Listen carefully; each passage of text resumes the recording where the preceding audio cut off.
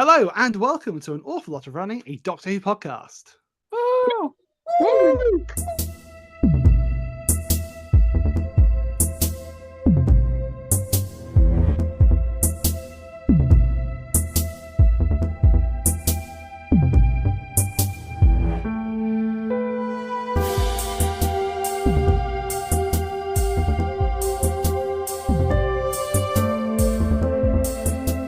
Thank you. It's nice to know, even though Robin is not with us, spoilers, everyone, that someone will fill in the wooing quota, as it were.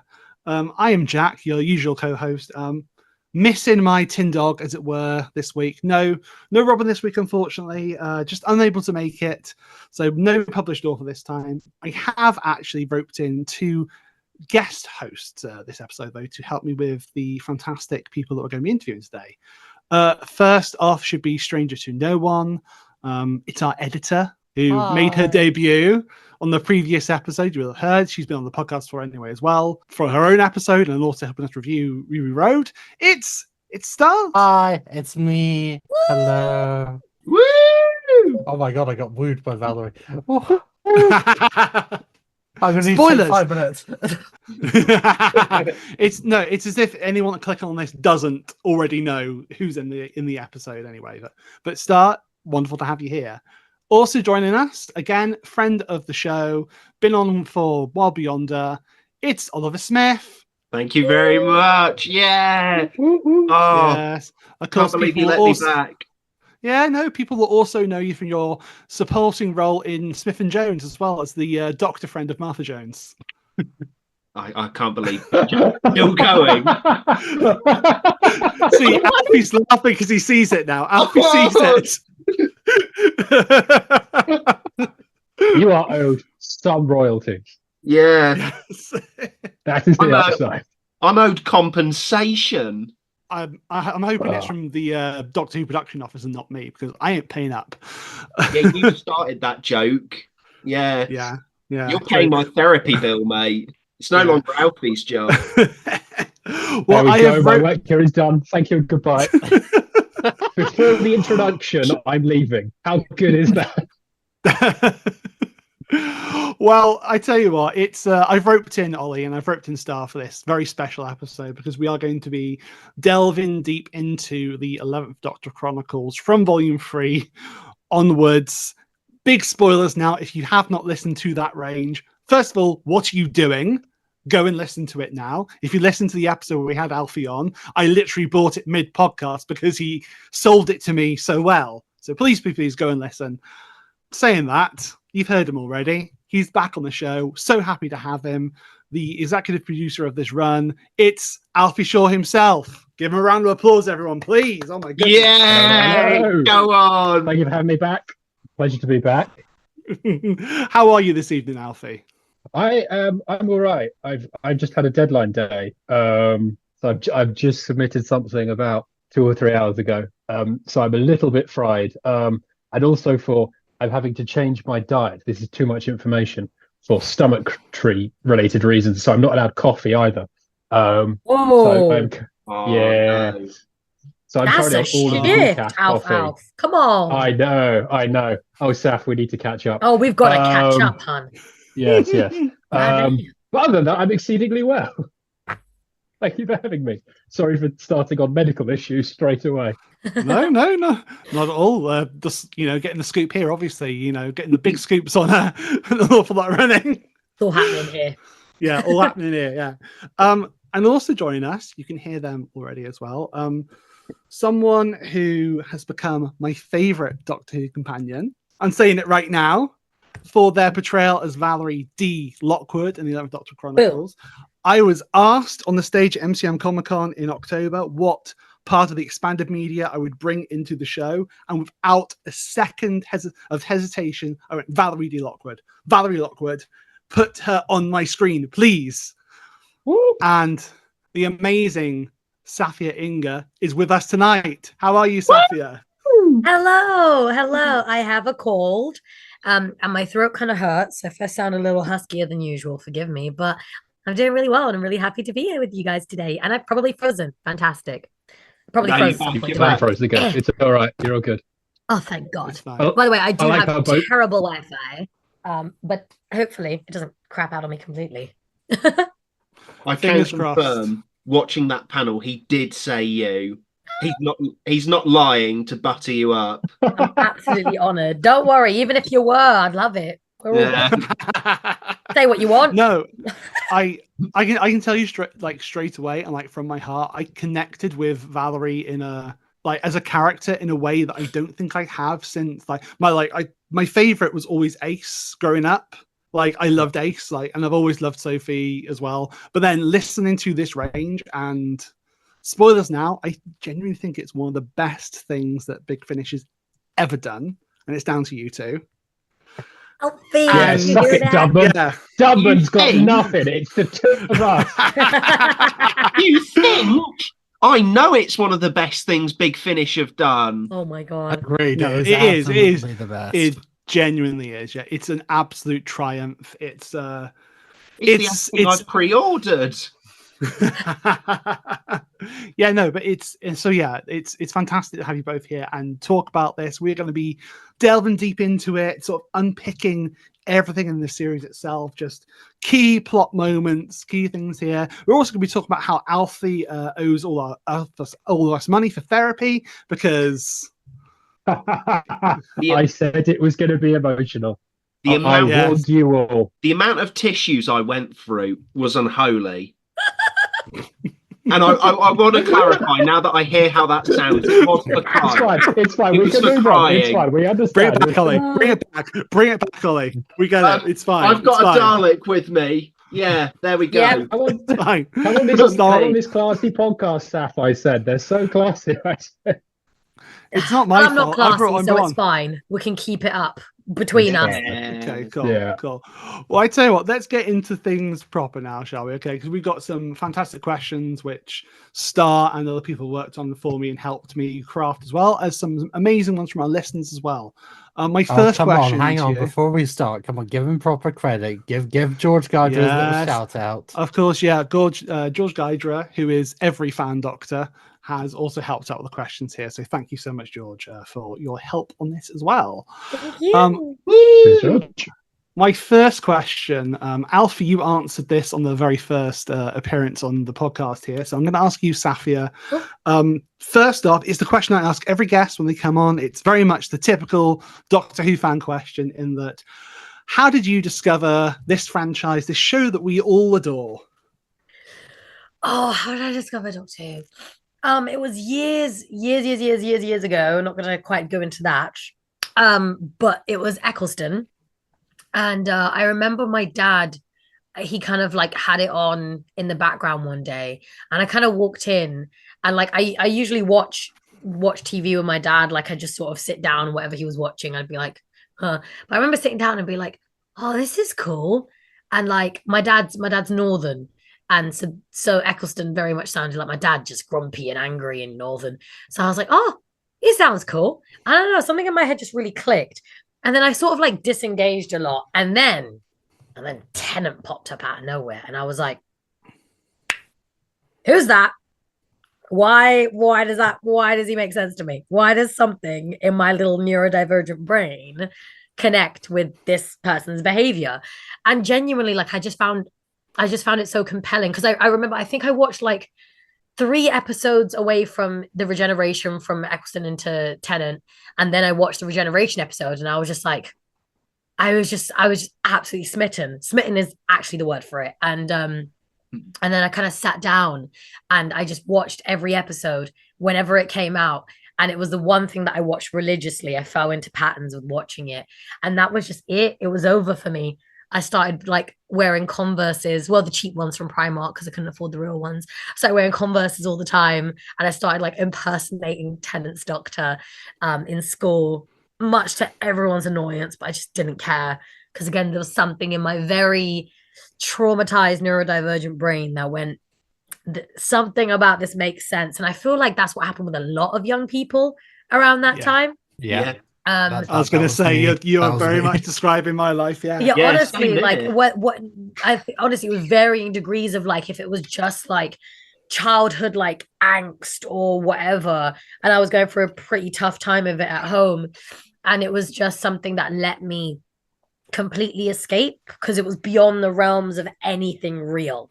Like even when like a lot of the episodes were set in London, it didn't feel like London. It didn't feel like anywhere we knew because it was so fantastical, and you know, it was him just yelling at things and running around, and it was just so adventurous. And I think it spoke to just the fairy tales and adventures and stories that I grew up with. And yeah, he was just brilliant. So that was it. And I kind of have been obsessed ever since. It's a funny beast. Once it gets you, once you're bitten, you're sort of bitten for life, aren't you? Yeah. Honestly, even my siblings, they never got it. They were like, oh, Saf's watching their program again. And I'd be like, shh.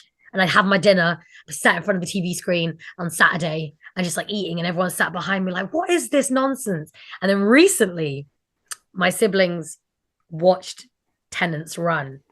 And my big sister, she's 3 years older than me, she just turned around and she went, I get it now. And I was like, do you now? Do you really? She was just like, it's so good. It's so much fun. And I'm like, isn't it fun? And she was just like, you know, I didn't get it. You were so obsessed. And I was like, all right. She was like, you were so annoying. And I was like, okay, I get it. She was like, you should see. I was like, okay, I understand. I was insufferable, but there's a reason.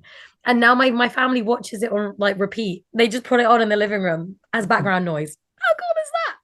That is really cool. And to think that you're all, I mean, I know you were a part of it, you know, via Big Finish before the 11th Doctor Chronicle range anyway, with, you know, other appearances. But how does it feel that you're like a part of that? Any way you look at it, you are a part of Doctor history now. I mean, I don't know, it's mental, isn't it? It's so cool. I'm like, I'm a companion. Yeah, it's the coolest thing ever. Like, there's loads of people like, they're like, again, one of the best. One of the best. Yeah, literally Yeah. one of the best. The roles. best. The best. Stop it, guys. With the best Doctor. Yeah. Honestly, just it's everything. It's everything. And it's so it gives me so much joy and so much pleasure to see you guys all enjoy what we do as well. Because there is a fear, there's a legacy to live up to. There's expectations. Sometimes there's no expectations. There's just like, oh, what are you lot gonna do now? And then Alfie goes, well, we'll see about that. And then we kind of just throw our cats into one bag, shake it around, let them out, and then it actually kind of works. That was basically what I said in my email when I took on the range. Let's see about that. Yeah, just like, okay. And yeah, I think that's been the nice surprise of it all, seeing how much people have embraced Valarie, and not just embraced her, just gone, but what happens next? Like, tell us. And we're like, okay, we'll tell you. Alfie, what are we telling them? And he's like, I don't know. He's like caffeinated and just in a corner freaking out. I'm trying to make it all fit. I mean, Alfie's becoming too powerful with the best 11th Doctor Cyberman story and best Dalek story. It's like, Jesus Christ, man, you got to slow down. That's why he stopped taking caffeine. Yeah, who let Bro cook? Yeah. Man? He's like, health issues. He's becoming a supervillain. Yeah, That was he's his becoming origin too story. powerful. Oh, I love it. But yeah, Just it's going to stroke amazing. my white I cat. love being a companion. Yeah, and again, like I say, so many people, and like you say, you know, so many people have seen themselves in Valarie, and Valarie is not a companion in a traditional sense in any way. You know, Valarie isn't screaming in the corner to match the, you know, the sting of the theme tune like Mel, you know, or, you know, very much there to just ask the Doctor questions. Valarie is kick-ass, but Valarie is, Alfie, you described it when you were on the podcast last time. You were like, Valarie is basically, what if a superhero was the Doctor's companion? And it's like, yeah, I see that. I love that. Yeah, I do love that she's like physically the strongest companion, and the fact that like there is no doubting she could absolutely crush the Doctor. I love genuinely feeling like for the first time, like even if it isn't through logic or science or whatever, she could crush the Doctor. And like it's kind of that thing that he sort of battles against, where he does have such power and control over the universe, but he chooses to use it for good. It's what sets her apart from anyone else. And even what happens with her family She could easily become a villain. I reckon she could have easily gone down that path. I feel like there's a dark timeline where after everything that with her mum happens, she snaps. And rather than going along with the doctor, she sets out to destroy him because he shows up at her door and everything goes to pot. And then something in her head goes, oh my God, that man who showed up with the bomb in my wall. And she just makes it her MO to destroy him. I feel like what's out there somewhere, Alfie. Yes. There's a villain. I'm writing There's a this villain down. Valarie. It's okay. Yeah. It's It's an fine. Unbound story, definitely. But yeah, I feel like I love the beauty that she chooses to use all of her power physically, mentally, emotionally for good. And it's an active choice for her. Yeah. I think, Very cool. there's not just like this immense physical strength to her, but I think what's really sort of draws you in is this immense emotional strength she has. She has such a wide depth of emotion and excellently portrayed, I must add. Broken Hearts had me in tears from some of your line deliveries alone. It was incredibly well done. I don't think you've ever had a companion who's quite spoke their mind as much as Valarie does, and I think that that's a massive strength to her because she's just so outspoken, and she has like that sort of essence of Donna where she'll call the doctor out on things, but also she's this supportive character as well, and I think she just somehow is able to be all these wide-ranging things but still feel like a believable character, and I think that's one of the best things about her. Donna has come up a lot. Donna has come up a lot as a reference point, but our starting point was actually Romana. Wow. And we wanted a companion who, ultimately at the end of the day, it's the Doctor's show, so they have to be the smartest person in the room. But really, then you want the companion to be the second most capable person in the room. And so we wanted someone who was very clever, but very sort of clever in a sort of specific way, as it sort of ended up being sort of cybernetics engineering and talking to computers and that sort of thing. So you'd have a character who is clever, but also wouldn't be able to just make a time machine if they needed to, or they couldn't fill the Doctor role. But we wanted someone who was sort of a bit more towards the Doctor's level than perhaps we've had previously.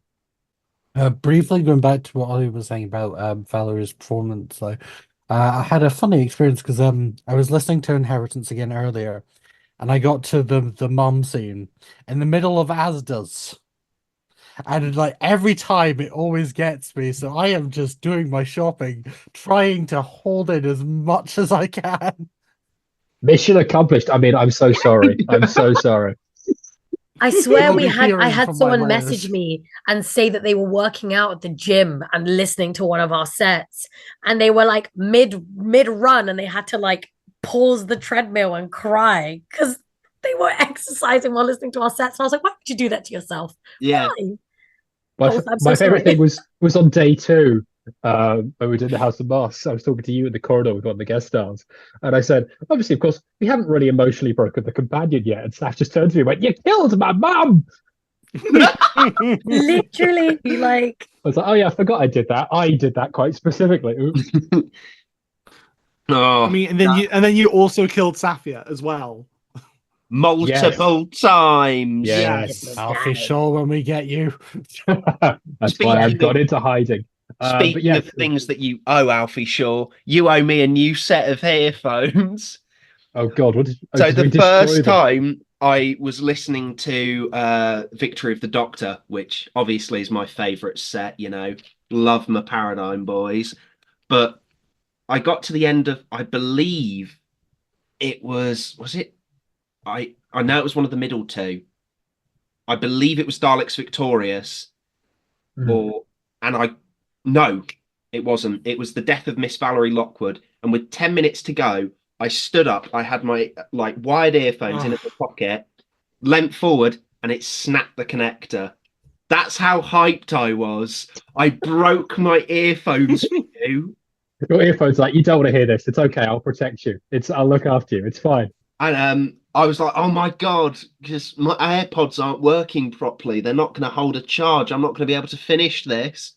And, there's me like sobbing my eyes out because Death of Miss Valarie Lockwood, as the title would suggest, ooh, it's a heavy hitter. I don't like the amount of stuff I'm suddenly owing money for. This is not on. His accountant sat off camera like, what the hell did you do now? By the end of this, I'm just going to whip out a scroll, and it's fine though, because what we don't realize is Alfie's actually been infected with the Dorinthian blight, so he has to spend all this money. Oh yes. I'll save myself. Where's my earphones, in which Alfie? case I can get the scrolls. Well, funny when we were talking about killing Valarie, when we were coming up with All's Fair, Valarie wasn't originally meant to die at the end of that. We were doing the outline. And in the outline originally, the Valarie in the tank just turned out to be a robot, and it was a bomb, and it tried to explode and kill them. And Max and I went, this isn't really dramatic enough to end the episode on. This isn't really working. And I made a rod for my own back. I just said to Max, well, the best version of this is if we actually kill Valarie. And he said, can we do that? Because we also knew at that point we weren't going to kill two versions of Valarie and make it to the end of the series. One doesn't make it, one does. But we knew a version of Valarie was going to make it to the end of the series. And I just went, yeah, go on, don't worry. It's my problem to solve. So that was very much a sort of just on the hoof decision. We thought, because it's best for this episode. And if it's best for this episode, it'll probably be best for what's the overarching thing. But yes, that was a very casual, yeah, we'll figure that out later. I make the call. It's my problem. Yeah. Was it always? Moffat. Sorry. Very Moffat indeed. Very Moffat companion ending. I was like, she died, but she didn't. Wow, this is so on theme. It's true to the era. Yeah, true to the whole Moffat era, isn't it? Yes, exactly. Yeah. So, Alfie, was it always going to be Valarie on the phone, or was it going to be someone else? Somebody else. The series. Oh, there's a lot of stuff I can't talk about. The series arc changed quite significantly. You were originally going to find out who was on the phone in the end of Geronimo, and it was a very different story arc. I can't say who it is for boring reasons. I will say though, the storyline that you have got is the strongest version. I was re-looking over our original plans, and it's just not. It's a bit too fan brain, really. It was it was a very fan brain thing. Let's leave it there. It wasn't like The Master. I think it was never Missy. I saw people were like, "Oh, it's going to be Missy to fit in with the phone." But the thing I was like, "No, Missy is a 12th Doctor thing. We leave Missy over there." But it was. We did it, and then just on happenstance when recording Geronimo, we said, "Oh, Saf, can you do the phone voice?" And the original plan was that when you got to the reveal who the phone was down the line, that effect would fade away, and we would put in the person who it was going to be. So Saf's like, "Yeah, sure, I'll read in, yeah." And then when it came to figuring out the back end of the series, we just went, well, it kind of makes emotional sense for it to be Valarie, and handily, it always has been all along. So that was just pure chance. That's cool. Really. Very cool. And what was also quite nice is someone on TARDIS Wiki attributed the voice to Jasmine Hines by accident from the first story. So there was misinformation out there on our behalf that we hadn't even bothered to set out. But weirdly, also, there was misinformation I purposely put in there that no one picked up on. Like the kill code for Omega. Yes. Omega. It's Omega, and then it's the date of either the first episode of the Three Doctors or actually Omega's first appearance, if that's not the same thing. I knew at the time. And it was just this big clue. I was like, well, it's clearly, come on, guys, I'm clearly hinting towards Omega. I was never going to do Omega, but I wanted a nice red herring out there, and no one picked up. No one saw it. No one I saw not a single tweet about it, a little forum comment, nothing. Yeah. I reckon it's the one we all did actually see, and we just went, nah. It's never Omega. Yeah. But Yeah. I love that I put in a really like specific thing to tease, and everyone else just went, no, it's clearly the master or the monk or someone, yeah, or whoever. Like it's clearly not that one. Yeah. Yeah. It's funny. It's funny how Omega never comes up with those conversations. It's always, we look at we're going into Shooty's first series, and every trailer that drops, I see someone saying it's the master, it's the Rani, it's the monk, and I'm just, can we just let's find out together. Let's go on. What that if journey. it's someone new? What if it's Yes. someone new? Yes. Yeah. Yeah. Doctor Who fans should ask that question a lot more, I think. Yes. Well, I think it just goes to show, especially with this range, that something new can be so fresh and exactly what is sort of needed. Let's look at it now as being, Series 7V, as I know Max coined Max it, is one. as it were. Yes, Max is one. Yeah. It's such a fresh part of, I'm someone that's a big Moffat fan. I love that era. Series 7 personally for me dips a bit, like I know a lot of people does. It's this perfect little encapsulation of the era that you've got your 14 episodes with a Christmas special in there as well, and just so many little, yes, I know you're doing something new, but there's so many lovely little references which, if you're a fan of Doctor Who, are going to pick up on, but you are doing new things, which I think is great. Like I think I punched the air in the last set where the Doctor goes, "Oh no, not the mind probe." Yeah. I mean, I know I mentioned it last time. The series had a very strict no prequels, no sequels, no classic monsters thing, because at that time I knew we'd announced Cybermen, and at that point the Daleks were well in the can in terms of like, we're definitely doing them. So I didn't want anything else coming back. But what was quite nice is then when you have that rule, if things occur naturally, you kind of build to them, and you can. So like a good example of this is in Sins of the Flesh. It was originally just going to be the Cybus models, never going to touch the Nightmare and Silver ones. And then as we were doing the outline, obviously Valerie's Cybernetics get taken by the Cybermen and used to upgrade, and we need to show that there is this new form of Cybermen. And you go, well, we could do a new voice of Cybermen, which will be in it for about 20 minutes and will be destroyed. And yeah, or, if we just go with the early Nightmare and Silver models, we don't mean to set out that as a continuity point, but it's happened organically and fits well. So there were things that kind of came in like that. The whole paradigm, to be fair, was very much that thing. They weren't the Daleks weren't in the series plan at all to begin with, and they putting them in just solved all of the problems we had. It was like, great, Daleks. What Daleks do we have? Fabulous. There's this untapped resource of distinct Daleks with unique possible personalities that people seem to enjoy. So we can kind of work that in. So I've once again rambled and forgot the question. Let's keep talking. I hope I find it again. So we never really set out to do lots of old things. Like we knew we had to reference Clara throughout, but I wanted it to try and it to be in that gap. So, we at one point discussed maybe doing a sneaky War Doctor cameo as one of the nightmares that the Daleks fight at the end. And we went, well, no, because if this is pre-Day of the Doctor, which is when this series would be set in the show, we have to treat it as though you can listen to this series in that gap and maintain the spoilers, for Day of the Doctor missing, etc. and so forth.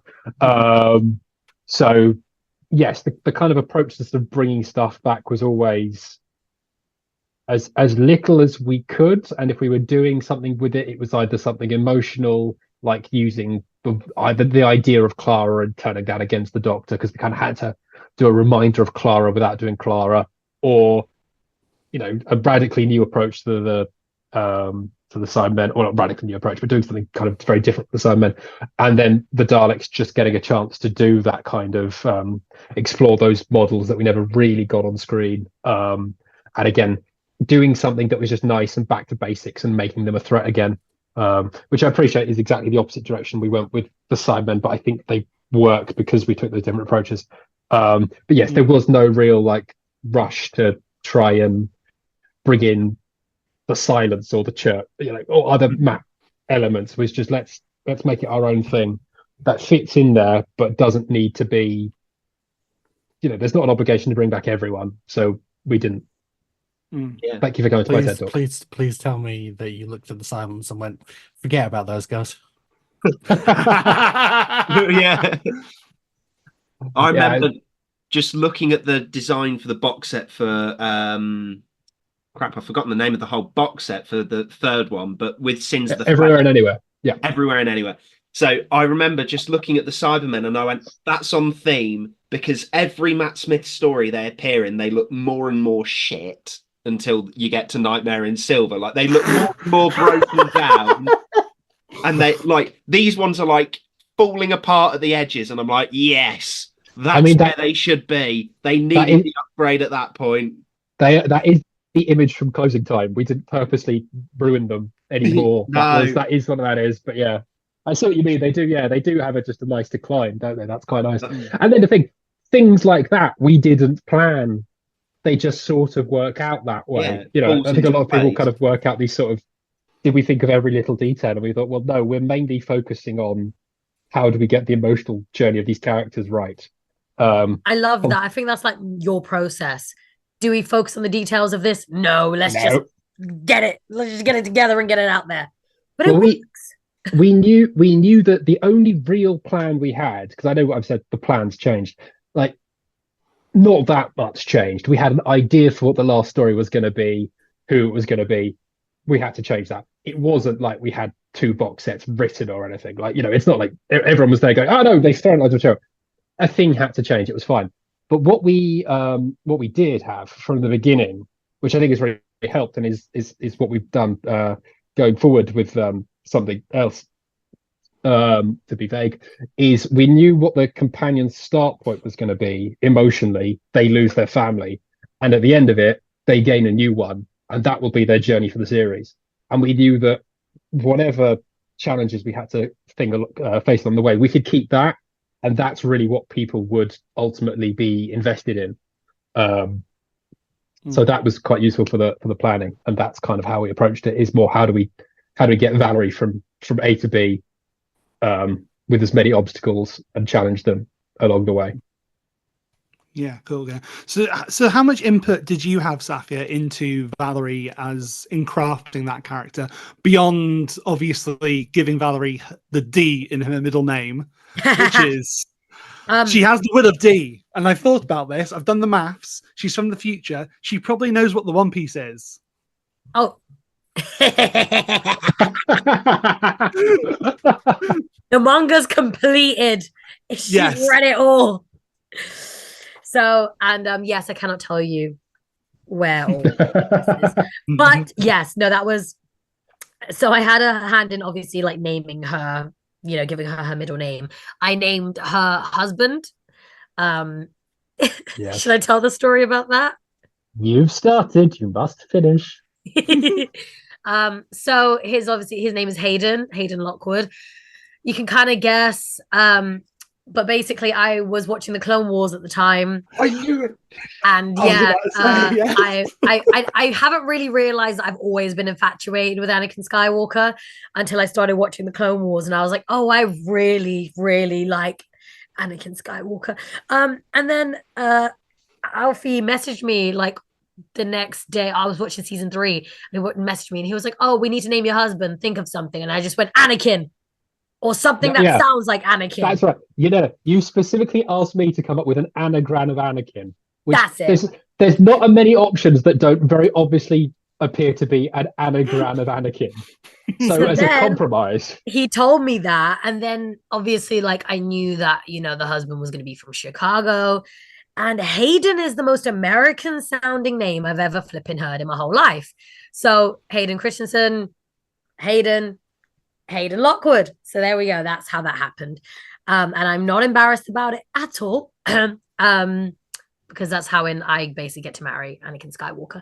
And then anything else, I think I just kind of, it was more her characteristics that I made up on the fly. Anything else was at the mercy of my Lord and Savior Alfie, and whatever he told me to do, I did.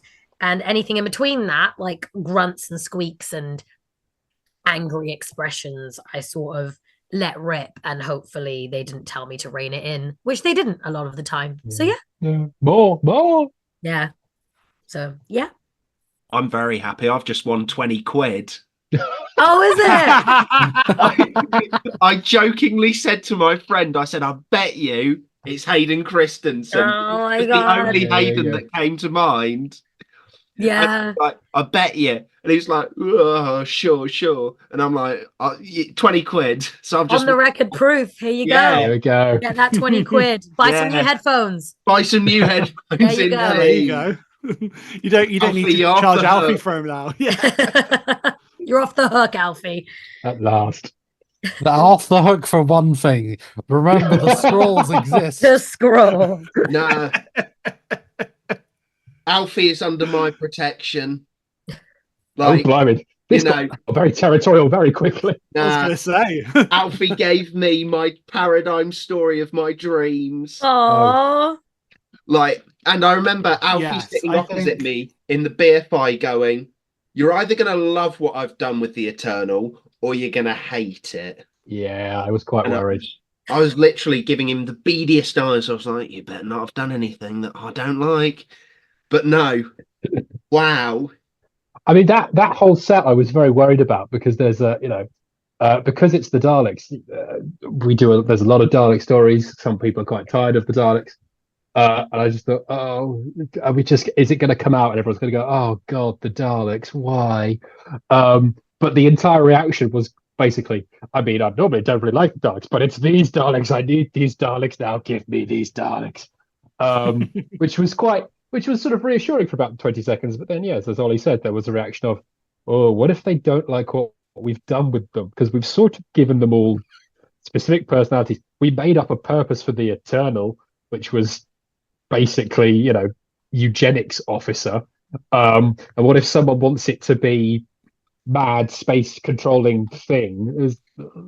To me, it was a felt worry. Like it was like the cult of Skaro condensed into one. It very much felt like that. And I was like, that's the coolest thing they could have done with it.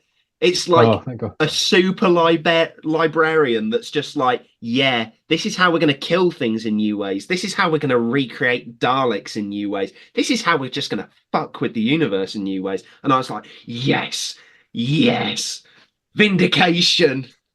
I mean, I will admit it was basically about a 2-minute decision. I sort of went, yeah, that sounds good. Max, yes, great, done, locked, in we go. I'm going to be so honest. I think much... that's another reason why I love being part of these sets. Because I'm going to be so honest with you. I wouldn't say that like I know everything lore-wise, right? There's like different. I feel like in any fandom, there's like varying degrees of fans, right? And I feel like Doctor Who over the years has been one that like through nothing malicious or anything. I just feel like I've taken my foot off the burner a bit just because I haven't really been able to digest media in the same way. But one thing that's so wonderful is seeing Alfie and how passionate and creative he is, but how much he cares, like really deeply cares about the lore and how everything has already been set out. And he really wants to do right by the fans and by the characters and by the villains and by everyone. And so he will like ask me and be like, do you think this sounds good? And I'm like, this is brilliant. This is absolutely brilliant. And then in my head, I'm like, what the hell do I know? I just think this is great acting wise. I'm just acting my little chops off here. Hopefully they'll like it. But it's been rewarding to see how much everyone else has liked it too. Yeah, I just, I like knowing that you care, Alfie. I love it. Thank you.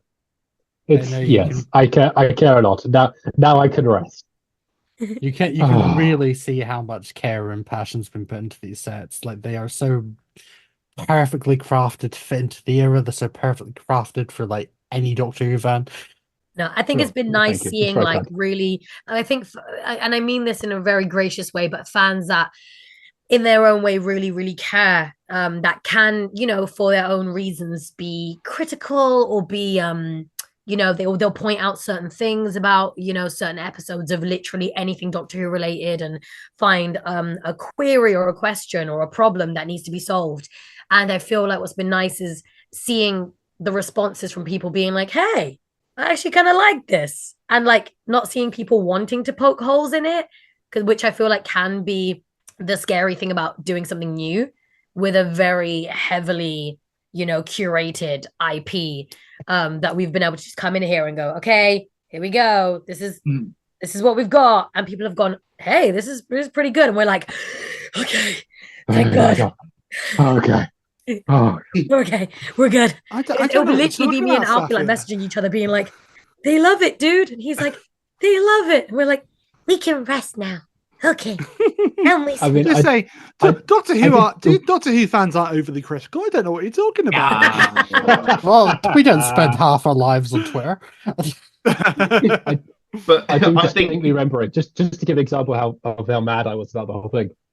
When Geronimo came out, I got a text message from Nick Briggs going, "Lisa's gone down great, well done." And my exact response was, "Yep, 1 down, 3 more to not fuck up." Which I appreciate. I probably should have just said thank you, but that really was the attitude. It was like, we have to absolutely get each one of these because it's not Matt and that sort of thing, and we've got a limited run, and these have to absolutely land. And unfortunately, they basically have. Yeah. Which is very gratifying, but yes, a very, very stressful time. I think what really shines is obviously the writing themselves. They are such strong scripts. From yourself and the rest of the writing team, they're groundbreaking in their approach to Doctor Who. Like, so many of them are really good. And then also there's just the chemistry from yourself, SAFIYYA, and Jacob as well. Is just it's I've said it before. Like, it cheats your mind, Jacob's performance, because you know he's not Matt Smith, but you completely believe he is the 11th Doctor. It is so authentic. You're just like, it's already so close in his performance, but what he does and how he says things and just his portrayal, just like, no, that is the 11th Doctor to a T right there. I know you guys mentioned Star Wars, the Clone Wars earlier. That's kind of what I basically viewed the Chronicles Rangers as, and still do, to be honest, is kind of like, it's all canon. It's not your original actors. Maybe we can't get them for this time, whatever. But this is still this thing. And we have people doing these voices, and Doctor Who fans are perhaps, maybe just because it's about generation or whatever, take a longer time to warm up to recasts than, say, the Star Trek fandom with Spock or the Star Wars stuff. But I've always sort of viewed it as slightly like, if it helps, imagine it's animated in your head. Imagine it's the animated spin-off, because I'm sure Jake will let Jake speak for himself. I've always viewed Jake as playing the 11th Doctor. I've not viewed Jake playing Matt Smith playing the 11th Doctor, if that makes sense. Apart from that one episode where he has to play the 11th Doctor playing everyone else. Yes. But it was always for me. It was always for me. Jake plays 11. It's not Jake trying to be Matt Smith. Because Jake brings his own performance to it. Yeah, a fantastic performance that, I say it all the time with Big Finish, because, we do have, recasts and things like that, because, unfortunately some of the actors aren't with us anymore, and I feel that it is exactly that every performance I totally believe, and certainly that with Jacob, it's just, I hear it and it's 11 and I'm happy. And Jack will attest more than anyone, when it comes to like things Doctor Who, I can be a right miserable git. And I remember Jack, I think right after the podcast you did with him, Jack convinced me to buy this. So like I said, I pre-ordered it. I was like, oh my God, that's a lot of money. But it's also funny because it was 69 when I bought it. So I was very happy about it. And so, Ollie, you're never beating those allegations. Oh God, no! Oh no! The amount of tissues he went through. Moving on. This is just so bad for me. I'm just gonna be known as the weird perv guy who comes on the pod sometime. It's fine. Move on, Star. Cut it out. God, I thought that was my time. Hello, Star from the future here. I will not be editing that out, and you will understand the more the podcast goes on why I can't edit it out. Sorry, Ollie. You're gonna have to stick with it. Anyway. Also, I'm pretty glad that someone else is taking it off me, quite frankly, at last. No, so I remember I sat down with the first set and I was like, okay. I got through the second set and I think it was like especially the Yearn and Repair Shop. I think it's Repair Shop. Curiosity Shop, isn't it? Curiosity Shop. God damn it. I've been watching the Repair Shop with my folks, so that's probably where I've got a bit confused. But but no, I listened to those back to back and I was like, wow, I feel like I'm a little boy again, watching the Doctor Who that made my life, you know. Oh, And then Broken Hearts came out and I was like, the moment I was like, I will rage if anything happens to Valarie was in the Yearn. I think Valarie and Roanna, immediately I was like, I love these characters more than words. Like, and then, god damn it, like I was listening to World's Fair and I was like, I was literally clenching my desk and I was like, no, no. And then the death of Miss Valarie Lockwood, I was like, what does Alfie have against this relationship? Me. Drama. What does he have against me? I have the He hates demands of drama. And I was just sitting there like, I was just sobbing because I was like, oh my God, I am absolutely like, I adore these characters. And if anything goes wrong, I'm going to be really upset. So I spent most of that series really upset. Don't worry, so did I. So did I. There was a fear from me. There was a fear from me that every time something bad happened with a relationship, I was like, oh God, please don't let this be Supernatural again. I can't do this again. What happens in Supernatural? Sorry, I never Yeah, I've watched not it. seen it. Yeah. I wasn't Super Hulock. I was just. I was. Oh, I was Very Hulock. heavy. Hulock, yes. Short and version, a lot of queer baiting. They ended it really homophobically. Ouch. By killing one of their main characters who had just come out. Oh. Yeah. Oh. Not a great look. Yeah. Yeah, God, no. please don't do this. Please Well, don't queer well bait done, me. Alfie, for not doing that. Well done. Yeah. Thank you for not being Supernatural. We always knew from the beginning that Valarie was making it out alive. We also knew from the beginning that they were always going to be bisexual, although seriously in the original plan they would probably have ended up with the Hayden figure and not the Roanna figure, just because of the way the stories were, the order. Because a few of my friends have said it's very interesting how they get judged if they're in what's perceived as a straight relationship as opposed to a perceived queer relationship. And I thought, well, that's something we could possibly explore. But then the shift happened and we went, right, we'll bring the Yearn forward. Roanna is now kind of main protagonist in terms of the love interest. So it just got flipped. That's another thing I also love about Valarie being a queer character. We're getting so many of them, but that's one factor I really connect with Valarie, because I'm a bi-trans woman, and seeing like iconic queer characters like Valarie and like people from other Big Finish sets that I can't remember the name of, but I'm sure Nicholas Briggs will not come after me. But like, there's been so many recently, and I've been like, oh my God! But Valarie just. I think well done, Seth. Thank you very much. Try my best.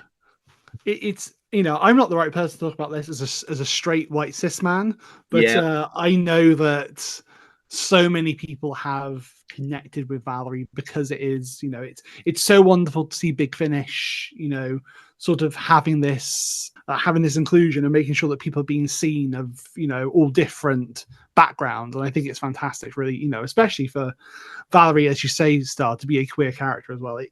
It's special to see the Doctor's companion being LGBTQ plus. So it's beautiful to see. Yeah. Same as Jack, as like, I'm a straight white cis man, so but I was literally like, I will die for this woman love woman relationship. It's so pure, so heartfelt. Like, I absolutely like I think, like I said earlier, from the Yearn, I was just like, I am on board with this. To the fact when Hayden first shows up, I just go, no, I'm not having this. Get out of it. Get out. We got very lucky with our casting for Hayden. I think Christopher did a wonderful job, and if he wasn't as likable as he is, that character would have died on the vine. Yeah, if we it had had to like do a a very smarmy specific American, thing. that wouldn't have read too Yeah, well. yeah. Like if we actually had like Anakin, I don't think it would have read too well. It would have been No, kind of grim. it was we got really lucky with the casting there, but yeah, having that kind of warmth to him and really selling the genuineness of that relationship as well. So I know when people read it, they were sort of going, yes, okay, we were sort of rooting for the other people. Who's this new person? Um, But we Yes. knew when we were writing, because we wrote 5 and 6 kind of back to back. 6 took a little longer to do, which is why we recorded them later. But 5 and 6 were developed at the same time, so we knew Hayden was going to come in and was going to become actually a friend, and we wanted to do something that was a bit more.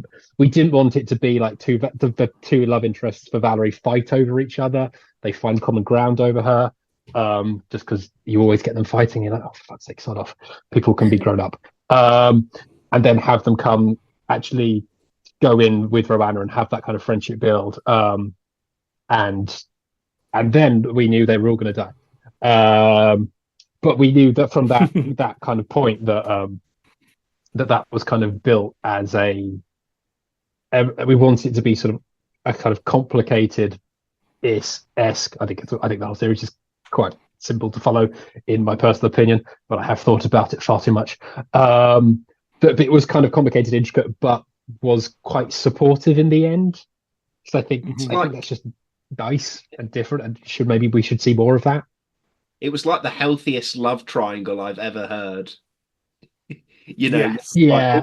All these love triangles where they're all like, basically got guns at each other, and then you have just these ones who are like, you just have the character of Hayden that's like, this is sort of my wife, and this is my wife's girlfriend, and we're all friends. And I was like, all right, glad to hear there's not any problems. Well, I mean, one of my favorite scenes of the whole run is the bit in All's Fair where it's just Roanna and Hayden, and they sit down with Valerie's corpse and sort of just talk about their relationship with them and to each other. And she says, "Come with us." I think the key to science fiction in general is you can put people in the maddest situations. You could be like, every dog fart in the world has grown sentience and wants rights. But as long as you have characters reacting in a kind of believable and in a way that gets the audience invested, you can sort of do whatever. So the key has always been make sure we get the character dynamics right and in a way that people can invest in. And again, quite cynically, because we knew we were going to kill quite a lot of people off at the end, so you want them to feel something. Part of production is quite cynical, but we also knew that actually this particular relationship with Roanna and Valarie was going to go Valarie was going to go the distance, and we were going to kind of have our cake and eat it as well. That's to be forever to work out. But yes, it was all about building that. Again, we come back to that thing I said earlier about building the family and that relationship and having her family taken away from her. It was always going to be building towards that. I was going to say, this may shock some people. Genuinely, I say that I sounded sarcastic when I said that, but it might actually do.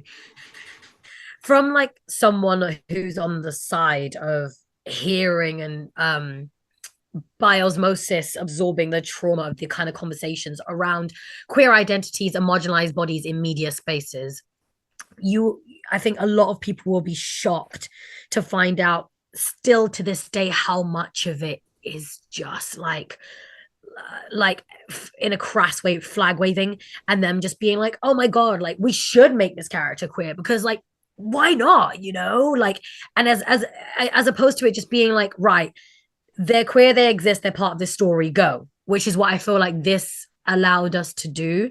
Like I wasn't walking in there thinking, oh my god, like Valerie's bi. It was just a part of her, like existing is. And like, I'm a performer who I belong to several marginalized communities, and I feel like, especially in screen, I get put in positions where I have to think about that constantly because it's sometimes the only reason I got the role, or it's sometimes the role is only that. It's like, oh my god, like you're so burdened by the struggle of being like a Muslim woman, and it's like, okay. And it's so exhausting. And one thing that I loved about these sets more than anything is that I could just, like Alfie said, just exist in this completely ridiculous world.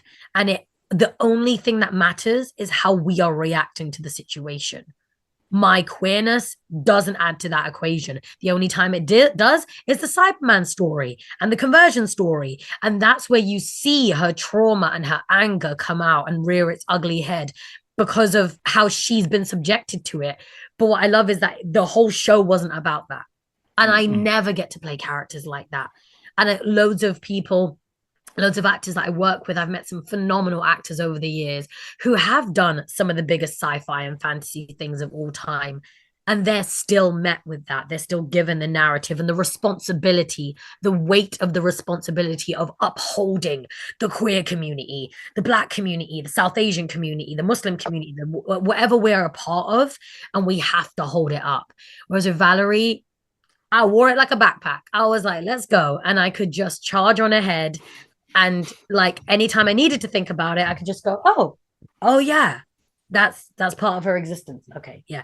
Anyway, and it only become about her and her connection with the Doctor and everyone that she meets. And yeah, there's just something really empowering about that. And I really feel like that's why my work with Valarie is some of the best work I've ever done, because it's so liberating being able to just be.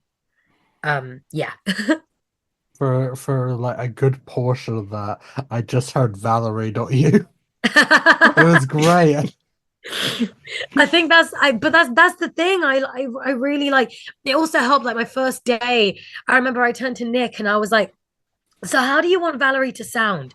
And he was just like, what do you mean? I was like, are we going like RP or like what are we doing? And he was just like, oh no, just do your voice.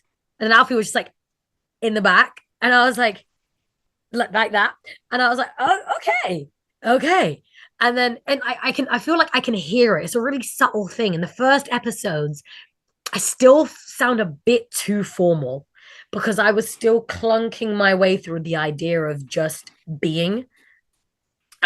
And then like I think that's why like the second the emotional stuff really comes into it, I throw myself into it because it's just so like it's so gut-wrenching. I can't not. And then as the episodes go on, you hear, and I can hear it when my voice gets deeper. It feels more grounded, and I can just hear myself go, and there's Saf letting go of any of the ideas that they have about what Valarie should be, and when they start owning Valarie. And that's why in the last sets, I like the last few episodes, I really made myself cry because I could hear myself like performing in the way that I've always wanted to. And I was like, God, I wish I had this chance to do this on the screen. Like more than anything, I would want this to happen for me on screen, but God knows if it ever will. And not just in the Doctor Who universe, just in any universe. But yeah, it's why I feel like that's why Valarie's so close to me and so close to my heart, and I can put everything into her because she's just free. Yeah. That was the best speech I've ever heard. God, yes.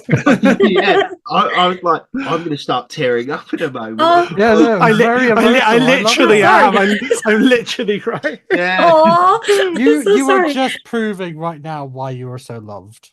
Oh, I appreciate it. Like it's. I'm not going to stop, guys. I'm going to start crying now. You can make me go off.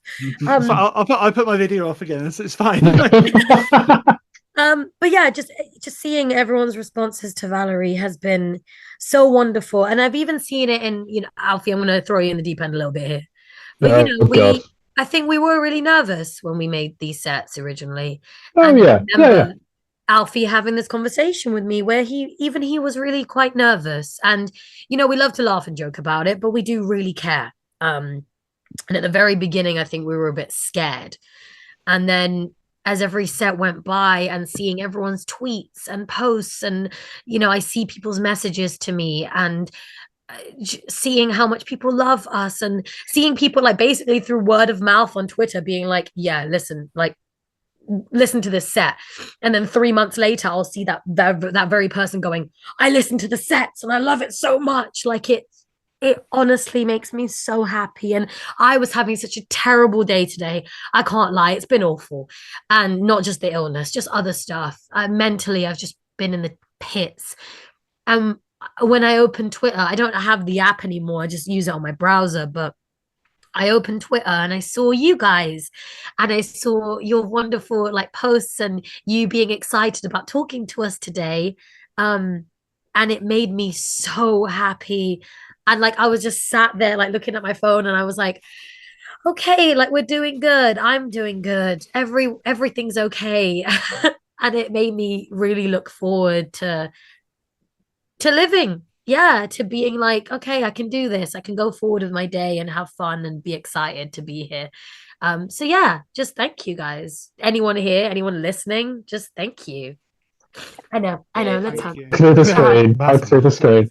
I can say genuinely, if you know, I don't tend to try and get personal on the podcast that much, but these sets came to me at a time when I needed them sort of the most. You know, I had some personal stuff in my life in the past couple of years that's just meant I've needed good stories and just good people just being nice to each other as well, which is, you know, which is what I look to as well. And it's yeah, I suppose I speak for everyone that's sort of found these sets and they've been important to them when they need them. And I say thank you both so much, genuinely, because yeah, it was during a time where I was sort of struggling to do anything else. It was giving me joy to get on my phone and press play on the Big Finish app. So thank you. Yeah. Thank you. Thank you. We're all having a little cry. Alfie, cry. You're making me look bad. I can't act. I can't do it. It's all right. I'll I'll put sound effects on you later. You know, Ollie, do not get the tissues. I was like, put the tissue box down. I was at the point where I was like, I'm just feeling like I'm going through the motions day to day. I was like feeling like I was really like wearing thin. And just these sets, you know, it made, like I said earlier, it made me feel like I was this, you know, 10, 11-year-old boy who's sitting down watching the Matt Smith era, the era that I love the most, the era that I still love the most. And it was like, I'm back in this sort of safe space as an adult and I'm experiencing new 11th Doctor adventures again, new 11th Doctors that are brilliant, you know, and I was just like, you know, this is the happiest I've been like for a good long while, like especially like just, you know, hearing like these monsters that I grew up with, like the Cybermen and the Daleks, but not even just that, like, you know, the one-off monsters and stuff. And I think it definitely sort of provided this sort of safe space and this escape for things that have been tough, because, you know, coming out of uni and stuff, I've not really had too much going on, so I've kind of felt a bit alone and a bit sort of left behind by people my age who've got jobs and are having kids and have their own houses, where I'm still, you know, stuck in the same part-time job I've had since I was 16. So to sort of have this escape and have these stories that I have truly adored and that I have listened to each of them more times than any other Big Finish story, it's really been something that I have cherished and I continue to cherish to this day. So yeah, thank you for that. Oh, you're very welcome. There is absolutely no doubt that like you two and Jacob have just caused absolute, not even ripples. Forget him. No one counting him. He gets a little bit. It's just us. He gets a tiny bit. He gets the like little crumbs. There you go. But no, you guys have like I wouldn't even say ripples. You guys have created tidal waves in the fandom, and it's been such a like. I haven't been too interactive with the fandom till about just over a year ago when I started doing my own things, and I started talking to people, and then I found Jack and talking to all the people. But the one thing that I've seen consistently that's been connecting everyone, my whole network, has been these box sets, because everyone talks about them. And I've got several friends who've been to the BFI and met you, like Law and George Gydra. And every time it's just been the most, like, we go on to VC and on a Discord and they talk about how wonderful it is and how great things are. And yeah, no, it's just, the fact that I've had George physically ask me, "Hey, can you tell SAFIYYA that I would like to be friends?" Oh my god. Which actually is another thing because George, very, very dear friend to both me and Jack, he went through a really difficult time earlier this year, and you actually replied to it. Oh, And that meant the absolute world to him. So just on the little side note there, but thank you so much for that. oh, send me their app and I'll do a little message. Don't you worry. I'm able Oh, to I keep know. it. George will love that. That's Of like course. Because I know what Doctor Who meant to me growing up. Like I did a little interview in one of the Doctor Who magazines that we did, and I did say like I wanted someone to appear in a big blue box and take me away because I hated my life, and I was too young to understand anything, but the one thing I did understand was this crazy man in this big blue box, and I just wanted to go on these insane adventures where nothing made sense and everything made sense, and to know that sort of idea and that spirit is still alive in the fandom, and seeing you all talk about it and hearing it on the stories online has been so amazing and incredible. I think we should get a bit more upbeat now before we've all just sat here crying and Alfie's just I've got the perfect segue for this. I've already so like I'm glad I worried about all the plot points. Clearly, I've already and I'm gonna go my tissues. Oh no, not again. Tell me how good all the jokes. No, not the tissues. I can't edit these out. Right. These are the comedy that's running through this. Yes. Okay. SAFIYYA. I'll go to. I know what else is something which I've noticed you're a big fan of as well, and that is anime. Which is something I'm a massive fan of. My favorite series ever is Full Metal Alchemist, and One Piece is coming up there. I have a Full Metal Alchemist tattoo. No way! Oh my gosh! Yeah, Oh, so I got cool. Scar's like alchemical markings. I took a part of his wrist. So obviously he has the whole sleeve, and there's a bit on his wrist that I really loved, which is this bit here. And at first I was going to get it on my wrist, but then I knew I'd get in trouble when it came to getting jobs. So I just got it on the top part of my arm. Honestly, if I wasn't an actor, I probably would have gotten the full sleeve. But also a little hinty hint.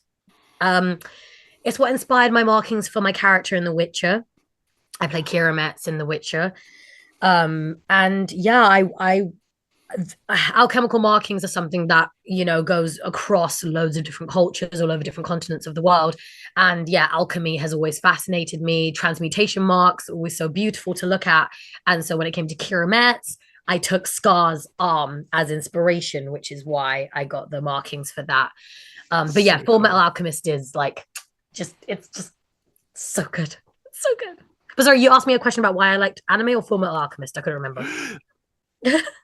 Well, no, I was going to say, knowing that you're such a big anime fan, if you had the opportunity to voice a character, or even with something like One Piece, which now has a live action show, if you had the opportunity to portray a character in any way, who would that be? Oh my God. Okay. So I kind of flip back and forth between wanting to voice someone like Alphonse, like someone really like, you know, has a really cute voice and is kind of like a child, but you know, their brother, like that kind of, or like Chopper.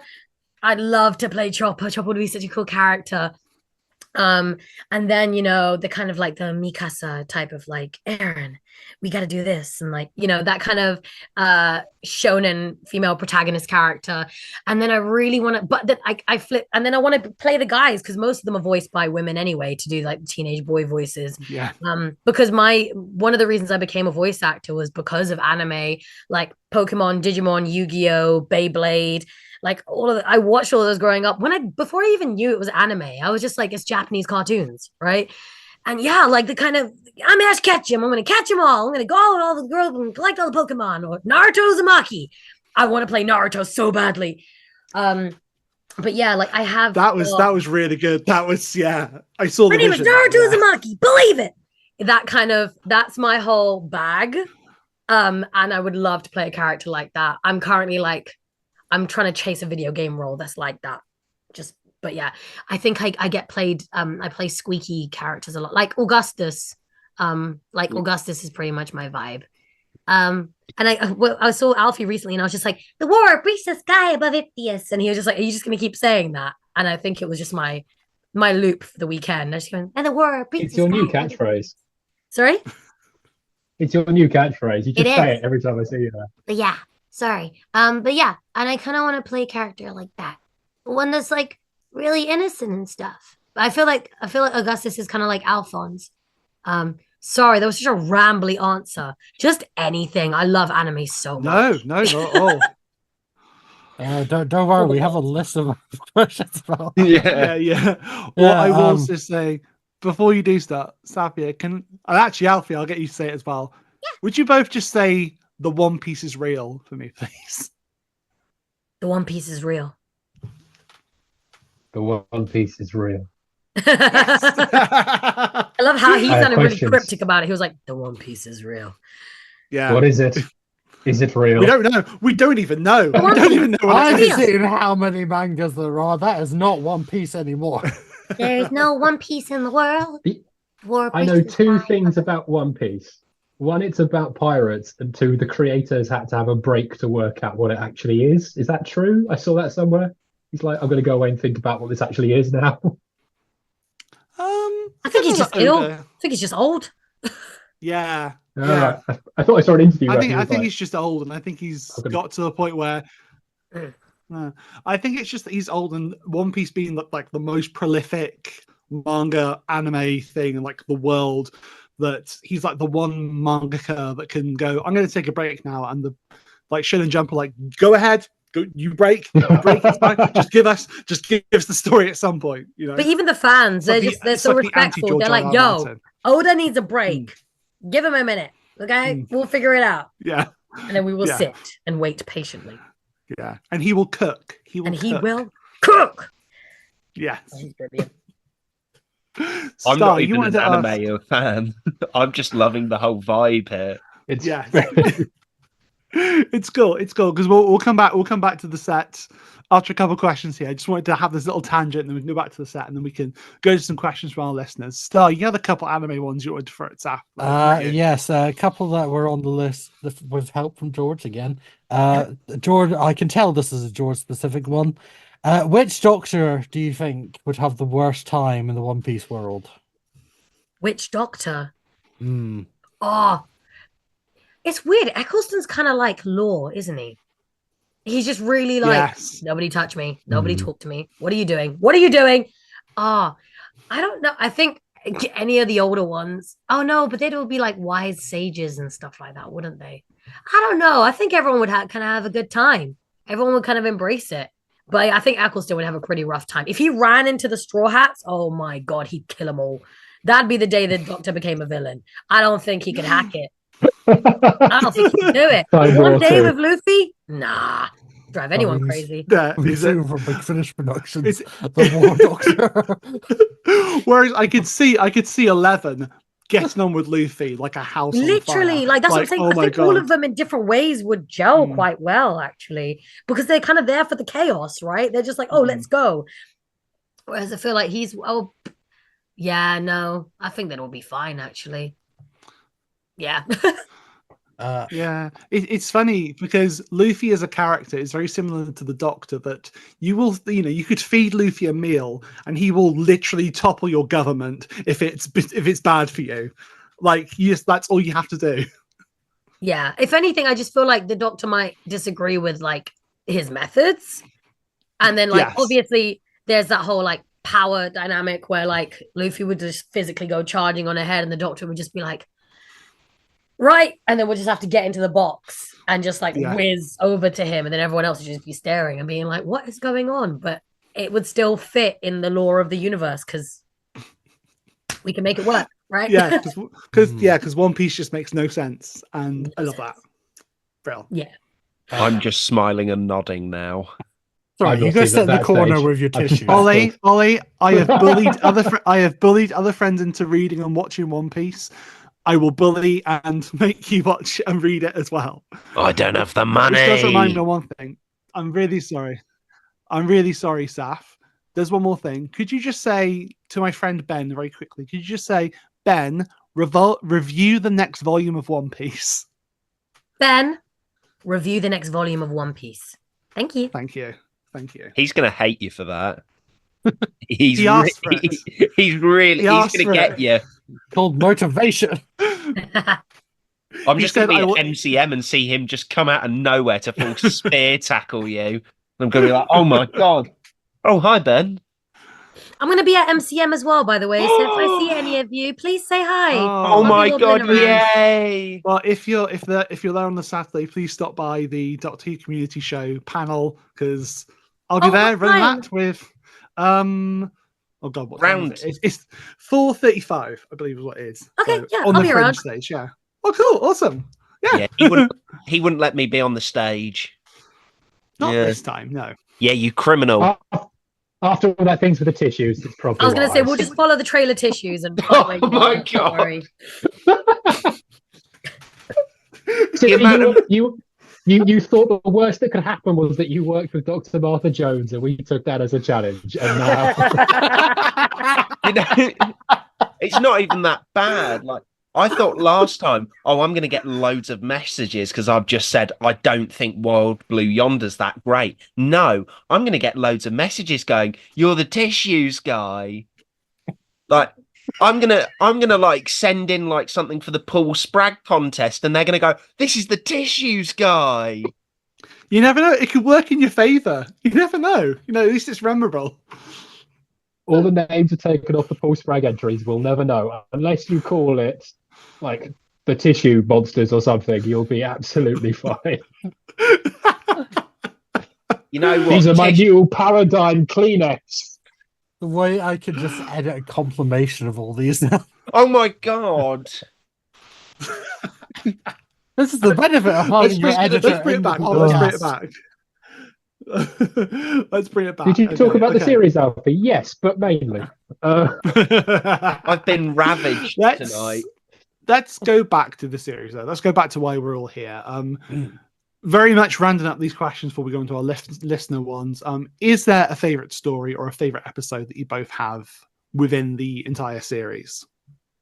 Yeah, I'm not gonna lie. Curiosity Shop is like a favorite of mine. As much as Alfie hates for me to say it, it's only because I get to act my ass off in that episode. I'm really flipping proud of what me and Jake did, because I could just see him sweating bullets. He didn't. He was effortless. Yeah. But yeah, the energy behind it was sweating bullets, but he was so flawless. But I was just stood there like, how is he doing this? It was astounding. And then obviously me just like slowly having to break myself down. And then I think it was truly the first time that I listened to myself and I was like, oh my God, I can act.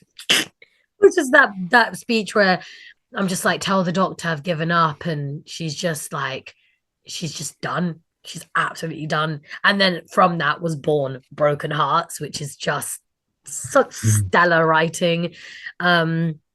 And obviously the Cybermen conversion story is just a masterpiece. I love it so much. And I remember when you told me about it, Alf, and you know, we discussed it, and it's just so solid, man.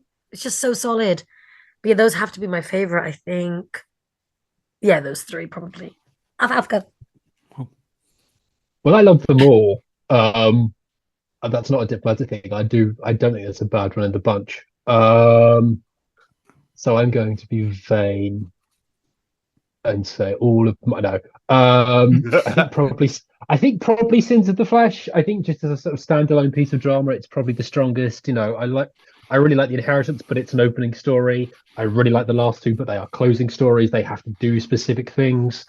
I think Sins is just works really well at its own. But no, I love all of them, and I'm only saying one of mine so I can upset everyone else rather than upset some people. Upset them all equally. Yes. Yes, I am cruel, but equally cruel. I gotta say, it is difficult because there is no dud. Every single one of them is a golden story. So, hats off to yourself and the entire team. Genuinely. Yeah, so what are our favourites then? Go for it. Yeah, come on, Jack. Don't What's say your that, favourite? Slash. I have the perfect answer. The one with Valarie in it. Ah, a good one. Very good. I'm gonna be cheeky. I'm gonna pick one from each box set because I'm too lazy to, really whittle it down. But for box set 1, it's easily got to be The Inheritance. I loved it. It's possibly one of my favorite companion introductions. Box set 2, difficult one. It's definitely between the Yearn and Curiosity Shop. Probably Curiosity Shop just because it is that phenomenal, it is that phenomenal character study of the pair, and it's so good. For Broken Hearts, obviously, it's Broken Hearts. Imagine if it was the other story. Lisa McMullen cooked with that one. Yes, she can do no wrong in my eyes. Hope she's listening. Hi, Lisa, if you are. For box set 3, easily Sins of the Flesh. I loved that one. Thank you. I literally came away from it and I went, Alfie Shaw is a legendary man. And then for the final box set, it's between the last two. I like them both equally. I think that box set I gave a straight 10 out of 10 for every story. That was 4 hours that I listened to back to back. The other box sets I split up. No, I listened to it back to back. I was like, I can't not know what's next. I woke up at 6 a.m. that morning, ready to download it as soon as it went live. It was perfection. I even made a video saying I was up for it, and Saf commented on it on my TikTok. I was like, I saw that. Saf. I was here for the people. Yeah. But yeah, no, you couldn't make me pick out of all of those, though. I think, I've just basically said my favourite is half the series, but you know what? It's earned it. I can't. I generally can't choose one because it'd be like trying to pick a favourite child. I can't do that. It's just this entire run is just my favourite thing Big Finish have ever done. So there. Straight up. Yeah. No, cool. I'm with Jack on that, and it's very a high bar for me because I love all the Eighth Doctor stuff. No reason why Paul McGann is not standing behind me. But no, the bar was very high, and somehow you took the bar away and then put a new one infinitely higher and what was already infinite. Yeah, and I'm obviously biased because the 11th Doctor is my Doctor.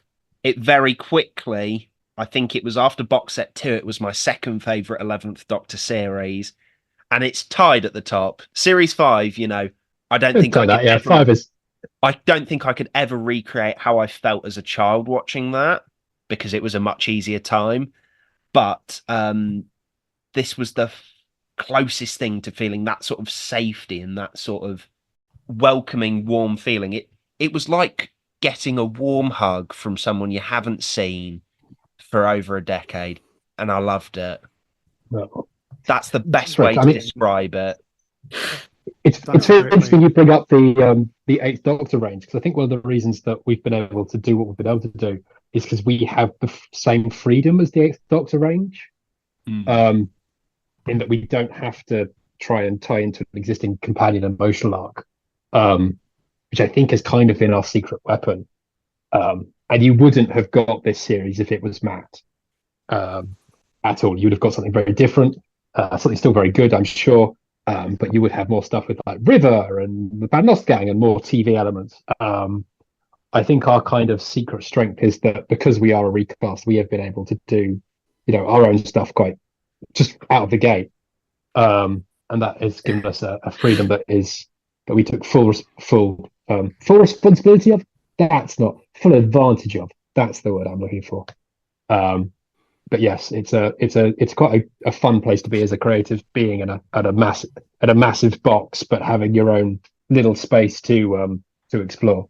I suppose my last question to you both before we start looking at listener questions, unless of course Star has any questions or Ollie has any questions I want to finish off there.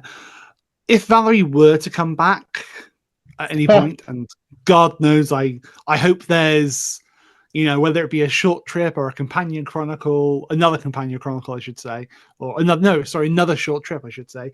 If there was anything like that, do you have any idea where you'd want her to go next? Yes. I have 3 discs worth of ideas. No. Valarie Onwards is interesting. I don't, unless Jake changes his mind and says he's coming back, you will never get any more 11 and Valarie. And if any other producer does that, I will kill them. I'm just going to put that merger out there to begin with. I know this is quite sad. I'm kind of okay with Valarie never coming back. We told the story, and we can see it as a 1 series arc. Even if we brought them back, it's a one-off. It's not another full series with Valarie. I like the idea that actually she kind of got out and had a nice life. Maybe it's just because I'm so close to it and so near to it that I don't really want her kind of just popping up all over the shop at the moment.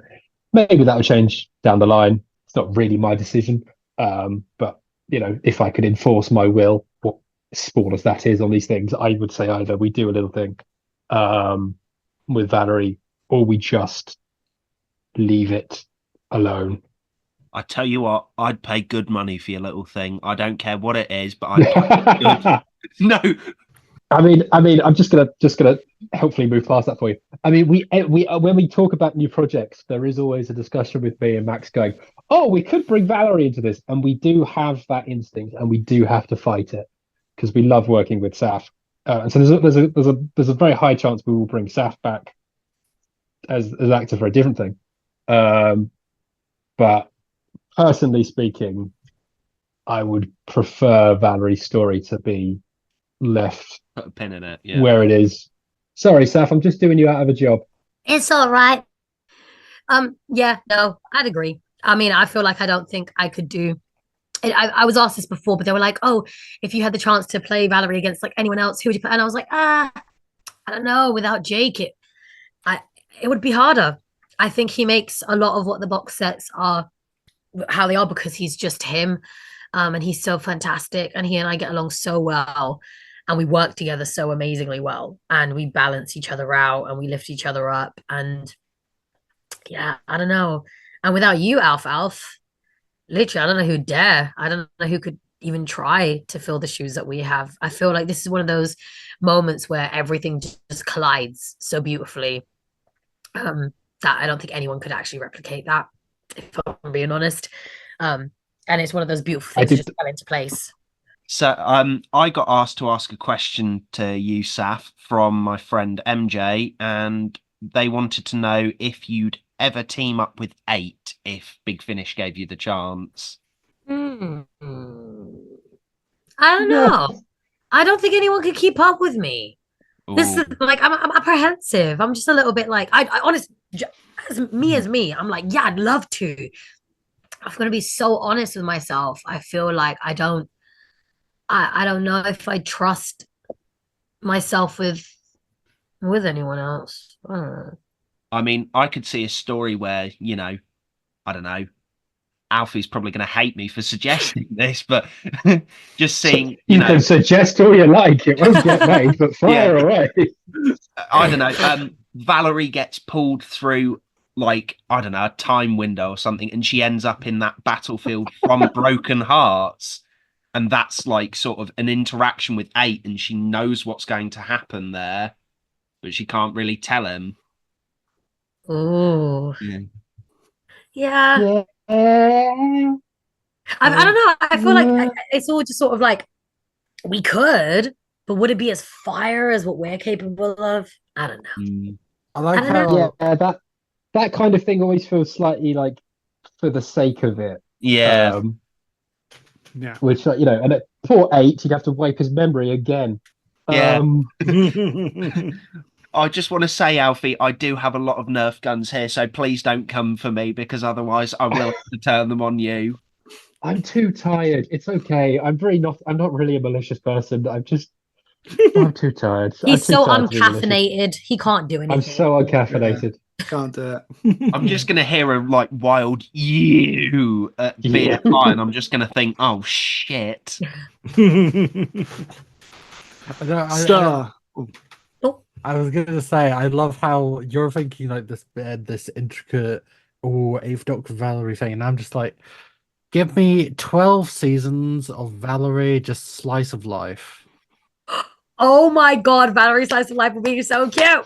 Just chaotic. It would. Chaotic vibes. I want to the- see like Valarie and the Doctor just doing stuff where they're like not in danger.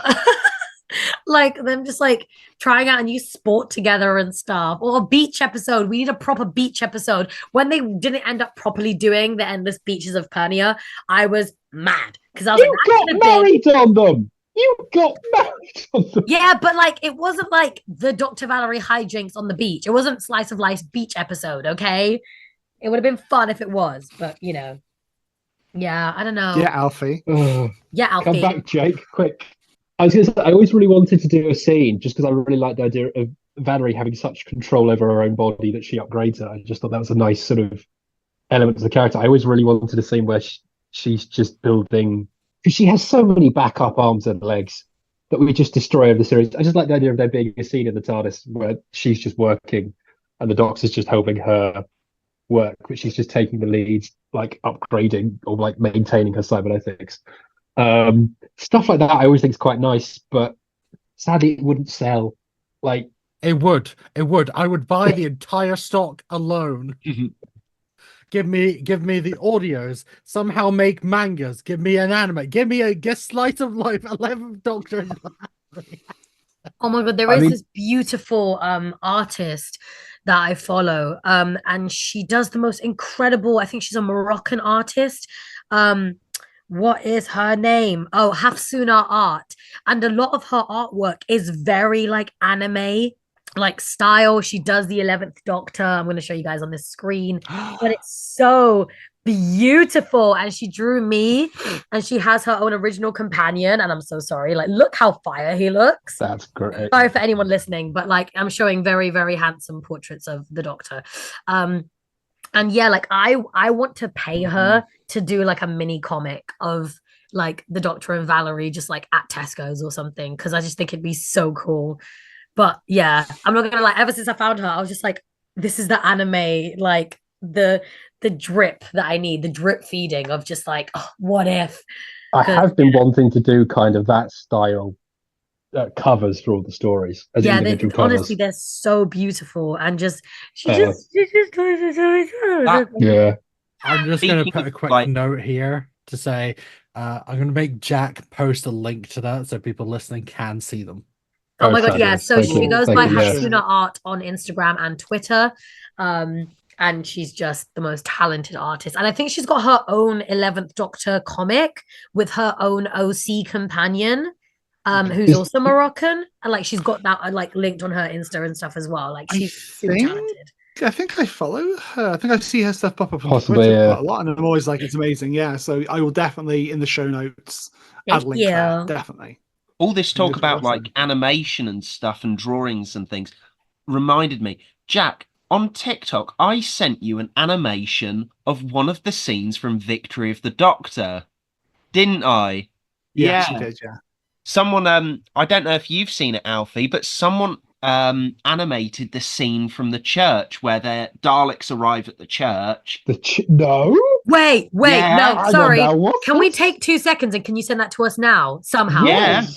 Because Yeah. I Can want you us put it to in I the- want us to do the live can you put it in reaction on the chat? podcast. I've seen No. someone has done the scene where the Doctor gets interrogated and Daleks victorious. I've seen that. Because With- Victory of the Doctor scene adaptation. I saw this on TikTok and I went, holy shit, Jack, and I sent it to him. And this was during me and Jack's TikTok beef because I tagged him in something. It said tag your friend who looks like this, and it was Patrick, I think, with like the Oh human dear. face, and Oh dear. yeah, he did not find that very funny. I'll send Call him Tissue Boy forever. Shots fired.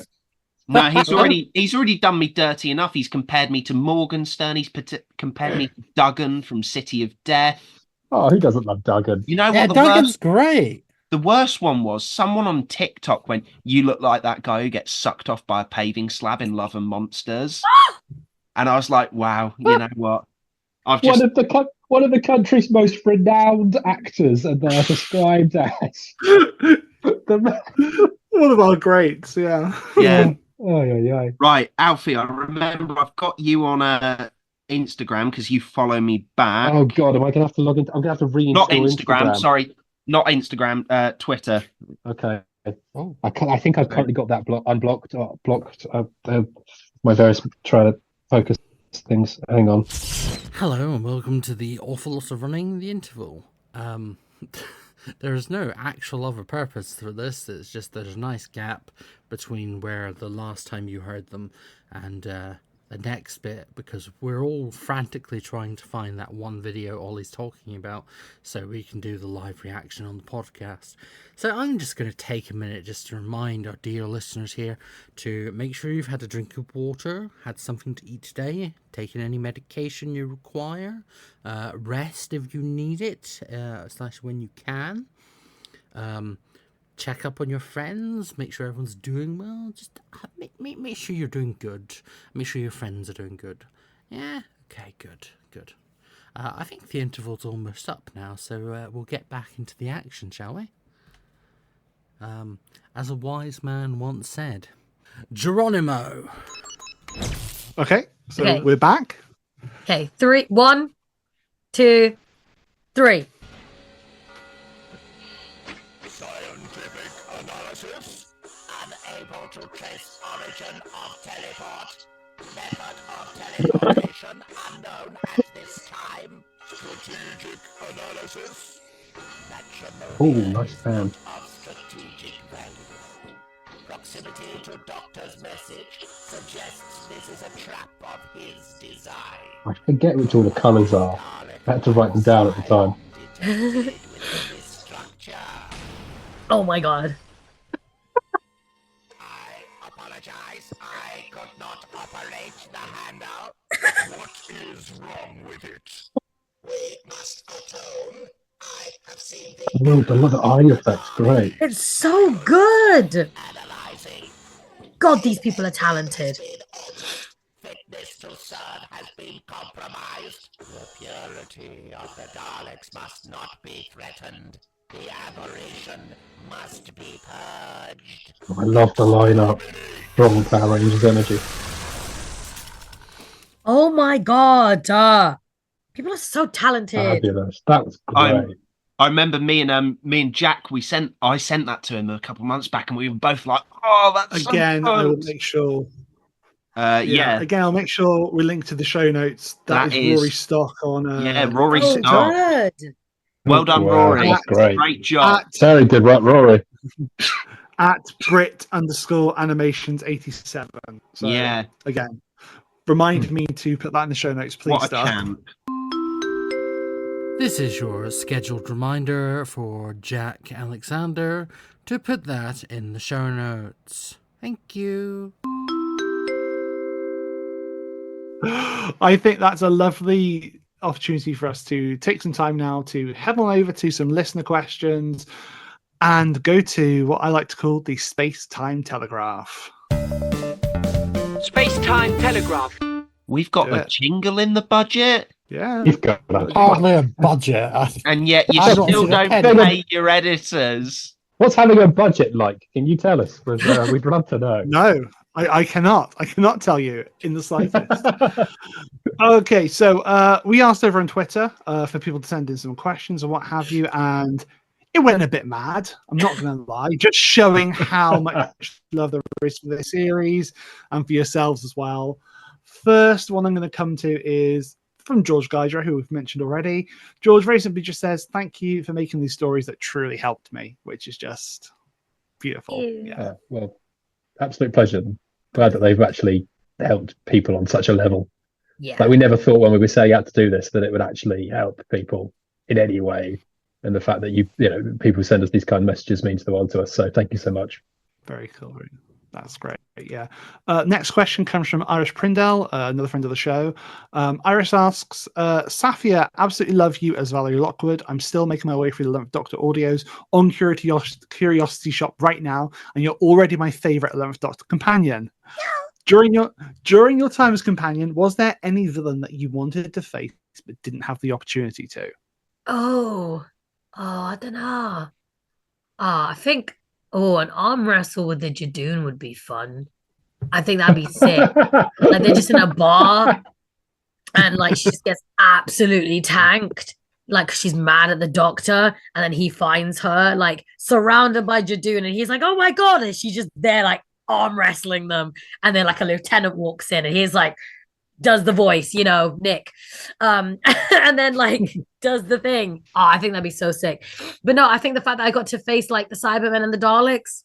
Come on now, who can really say that? I think I can die pretty happy knowing that I faced two of the biggest villains in sci-fi history. You know what I mean? To quote Fry, shut up and take my money. Next one comes from Peter C. Scott at Doppelcut Doc, a fellow fan doctor as part of Times High Reductions of myself and Star R. Peter asks, other than Valarie, who is your favourite Big Finish companion? And what other Doctor Who characters do you think it would be fun to see Valarie interact with? If the 11th Doctor Chronicles had been live action, what props would you have taken home with you? So quite a lot of questions. Oh, blimey. Mine came with a list. Yeah. So right off the bat, so I'm going to be so honest with you. I'm not well versed in the Big Finish universe at all. Really going to hold my hands up to that. Just say Frobisher. Everyone will love that. I don't actually Just say know. Frobisher. Just say Frobisher. Everyone will love that. Sorry. But yeah, no, I'm going to be so real about it. I don't actually know any of the other companions, but I've heard a lot of them are brilliant. So I'm going to say whatever you guys trust in, I'll take. The second question was, what other Doctor Who characters do you think it would have been fun to see Valarie interact with? I think Donna would have been lit for her to have a conversation with. That'd be so much fun, because it'd just be those two mugging off the Doctor like right in front of his face, and they just wouldn't let up like at all. I feel like everyone would just be a bit too polite or a bit too uncertain or a bit too scared of Valarie, whereas her and Donna would just hey, do you know what I mean? And then he'd be there like, oi, and we're like, what? And then we're just like actually squaring up to him or them, and they'd just be like, you know what? I'm not dealing with this, and we'll just walk away. I'd love that idea. Yeah, Donna. Very cool. Every answer you give just gives another episode of that slice of life. Absolutely, yeah. The thought that came to my mind was like, I was like, we really missed an opportunity with not having Valarie with River Song, because I would have been like, have Valarie restrain the Doctor while River destroys another of his fezzes, and we thought about River, and we decided ultimately it was one for 11th Doctor Adventures with that, but we did consider it. But yeah. The last question was, if it had been live action, what props would you have taken home with you? If I got like one of the cybernetic arms, boy, is that not leaving that set. I'm gonna stick it in a bag, and I'll be like, oh no, I need to go home, because it's getting stuck. Absolutely getting stuck. I'm just flapping out of the bag. It's like, it's fine. Like it's well, there's nothing in there. Don't be silly.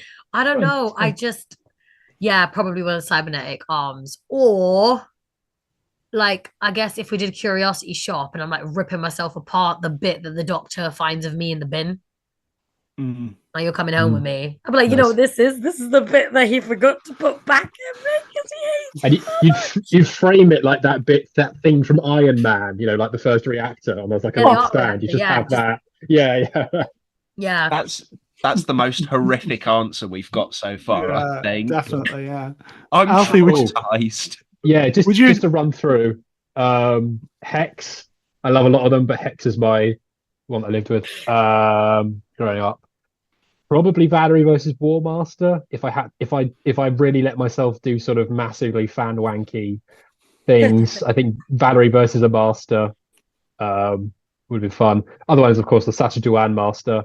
That I think is quite a fun chemistry. Now that Sasha is in the Big Finish building, and prop from if it was a TV show, probably the crushed Cyberman head that you rip off. Or a sonic screwdriver, which is always the obvious answer, but everyone should just nick a sonic. But yeah, if it was specifically from the series, I think crushed Cyberman head.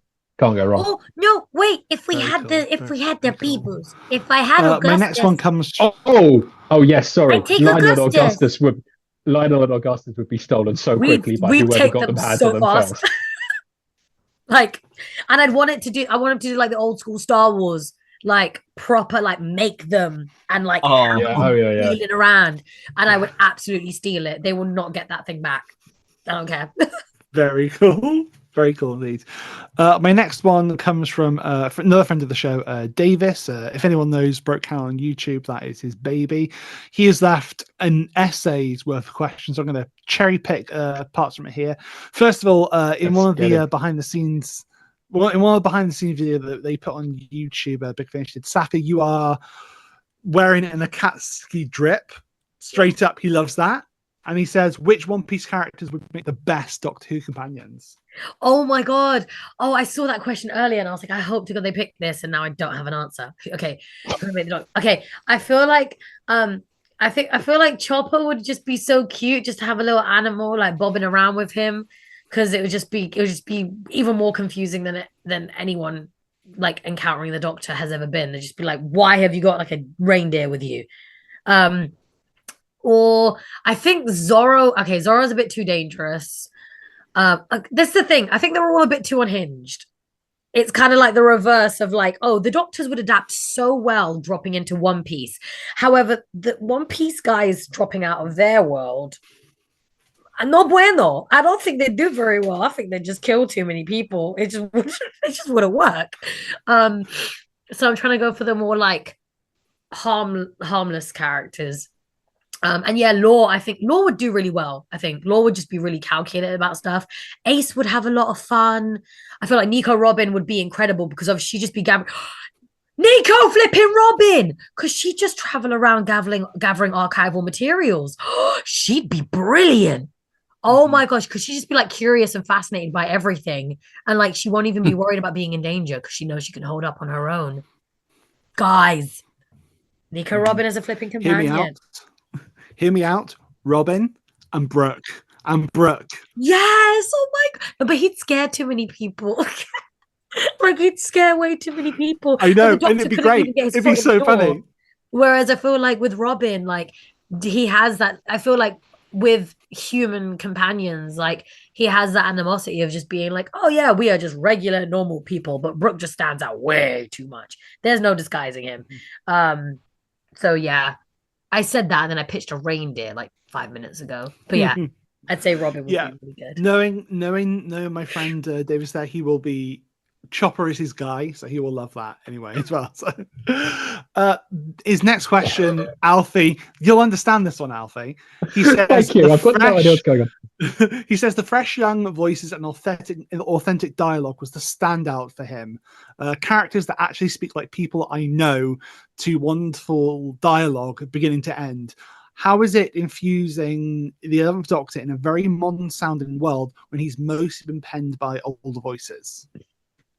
Oh, blimey. I mean, we tried to just write 11 as is. And a lot of us grew up on at least that era, or, we kind of knew it. So we didn't really think about it that much. We sort of thought more about like what bits to sound off, like the kind of dodginess in 7B that went. Maybe he just gets hit with a dickhead ray after, Valarie leaves or something. But in terms of the actual voice, I think it's just by having a younger writing pool. It's very keen for, again, it's that very tight writing thing of you need to get new people in, getting small voice in. The stories have to be amazing, and also, getting that in with new people is a huge gamble. Luckily, it paid off for us. But yes, I guess that's how we speak, and how we had a companion who was a kind of around our age-ish. So that's just how we approach the dialogue, really. I'm sorry, that's a really bad answer, but I don't quite get the minutiae of the question. We just kind of approached it as us, really. And we tried our best to get 11 to be 11 without the dodginess. And he's got such a unique style of speaking that kind of informs the whole piece, and such an energy as well. Um, yeah, I don't know. I'm sorry, that's a really rubbish answer. No, not at all. I think it just goes to show that it just happened organically, which I think is pretty cool as well. Next one comes from Miles Taylor, who himself at Taylor Lord Vision is a fantastic fan doctor as well. Miles asks, no exaggeration here to say that 11 and Valarie are one of the best doctor/companion duos in the show's history. So thank you both for that. He then says, You're very welcome. he says, SAFIYYA, the dynamic between yourself and Jacob is electric. Were there any ad-libs between you both that made it into any episodes? Oh, he and I have been asked this before. It's more just like squeaks and hums and ha's and stuff. Like whenever I said this in one of the YouTube videos that we did, but like I did this thing where whenever he said Valarie, I go, I never let him like just say my name without fully acknowledging my existence. Because one of the things, like, because I do a lot of video games and stuff, and one of the things that I get complimented on a lot by directors is like, you breathe a lot during your lines, and I'm like, yeah. They're like, yeah, because it sounds like you're a real person. I'm like, yeah. And so with Valarie, I just acknowledged that, and I think one time I did it, and then I was like, it only makes sense that he calls me like he was like Valarie, and I'm like, like I feel like sometimes she just zones out a bit, having a little look around, and then she's like, okay. So it's mainly that, and then yeah, he has his own doctorisms that he's very, very good at improvising. And I just sort of like react to with like sounds and sighs and breaths and stuff. I try not to take too many liberties with the lines because the dialogue's already beautifully written.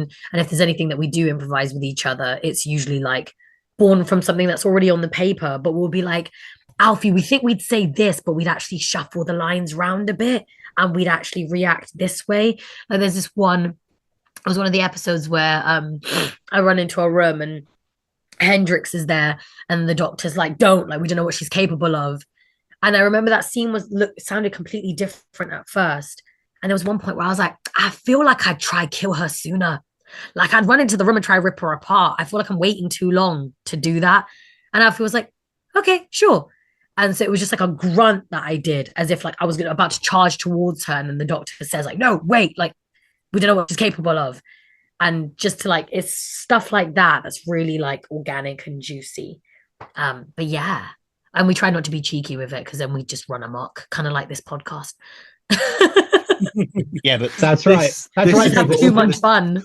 That's what this podcast is. All this witty back and forth in these episodes that you think is these actors improvising. No. We have put thought into this. Next one comes from the vacuum of comments, who is that friend Ben, who I was telling you about earlier, the one I bullied into One Piece. Yes, yeah. His question, because actually we kind of covered the first part of it already. His second part is, Alfie, hello. How does it feel delivering us the third 11th Doctor finale to feature a wedding? Like I shouldn't have done it. It feels a bit of a rip-off at this point. Hack, isn't it? Fuck. Sorry about that, guys. Indifferent to it, I suppose. Again, it's one of those things that happens quite organically. We knew that, especially when we got to planning 5 and 6, they were going to get married, and that would be the end of it. And we'd sort of thrown in these sort of throwaway lines about a beach, and we had that plot point. So that well, that's just dangling. They'll get married there. Perfect. So yeah, it wasn't really a tribute to the era. I try not to do tributes to the era because I think they kind of just stand out a bit. You know, you've been saying very sweet things about it kind of fitting into the era perfectly, and my approach wasn't, this is tea time in that year all over again. It was very much, let's get these characters true to where they are in the series, but then we can do whatever kind of stories we want. And if they end up feeling like it's the third Doctor, it feels like think about it in the third Doctor story, that just happens. So it wasn't intentional. So cool, I guess. I don't know. Cool. It wasn't intentional. Yes. Yes. Brilliant. Okay. Next one comes from, oh my God. What is sorry, it's one of those news names which is like, okay, one sec. It's Rai Chat and Uga Choo Choo. something like that. Okay. Asks, what was the thought process behind Tim and the big reveal of his true nature? Tim came about because it was the Daleks, and they have time machines, and we needed someone to be the consultant. And the original consultant plan had burnt, and so we were we tried to build volume 6 specifically out of just stuff we'd already established.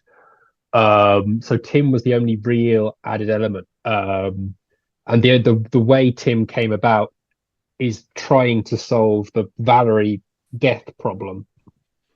So we were looking at everything that we'd set up before. Of course, in Tim's story, we set up that if you blow up a time machine, you can alter time, which is kind of pulling from the series 5 finale a bit. We went, okay, they've got a time machine. Wouldn't it kind of be cool then if the time machine is actually on against them, and tying into the fact that if because the Doctor's been wiping himself out from history, no one knows he exists, everyone thinks the Daleks have won. Someone else must be trying to stop the Daleks. And wouldn't it be interesting if they've got a time machine that wants to, but can't, literally because it's built by the Daleks and has to follow orders? So that's where we kind of built that idea from. And then we gave it to John and went, your episode has to take place within this Dalek time machine. It has to offer Valarie a thing. It has to offer the Doctor something, and he has to turn it down because that'll set up the thing down the line. John Dorney came up with the name Tim. Yes, that's how Tim came about. Through, again, it's when you're looking at building finales, if you want to, in my opinion, if you want to build a sort of satisfying one, it should just be a game of consequences. You go, right, what's everything we've built before? How can we pay off as much as that as possible? And Tim just helped to facilitate everything that we needed to happen. And he had like a nice character motive in there, so it just sort of fitted perfectly. I now want to know what the original consultant plan was. Like, it's really not that interesting. I'll probably be able to say in about 5 to 10 years, and you'll all just go, "Oh yeah, 5 to 10 years." Like, yeah, it's not, honestly. Anyone who listens to this and likes to speculate, I'm sure we'll build this up as some great mystery. It's really not that interesting. It was an entirely different storyline. It's not as strong. I know I've said that before. I must stress, what you have got is the best version of this series. You've not been robbed of anything. Like, don't worry. Very cool. Cool. Right, I think I've got probably 2 more, and then we can wrap up. I've got an essay here from Josh Carr, who people will know from the Who Knew podcast. Another absolutely amazing Doctor Who podcast that people should check out. Friend of the show, been on many times. Josh has written an essay here. We've kind of covered parts of it, but there are just a couple specific questions within there I want to say to you. And also, it's just a lovely thing that I want you both to hear anyway. It says, amazing. So excited to listen to this. I can't stop raving about this series. He says, for SAFIYYA, Valarie has shot up right as one of my favorite all-time companions. And he says, was the character fully formed in scripts before you were cast? We kind of know that a little bit, don't we, in terms of input? But he does say, if so, were there any characters from Who or any other media you drew inspiration from for Valarie?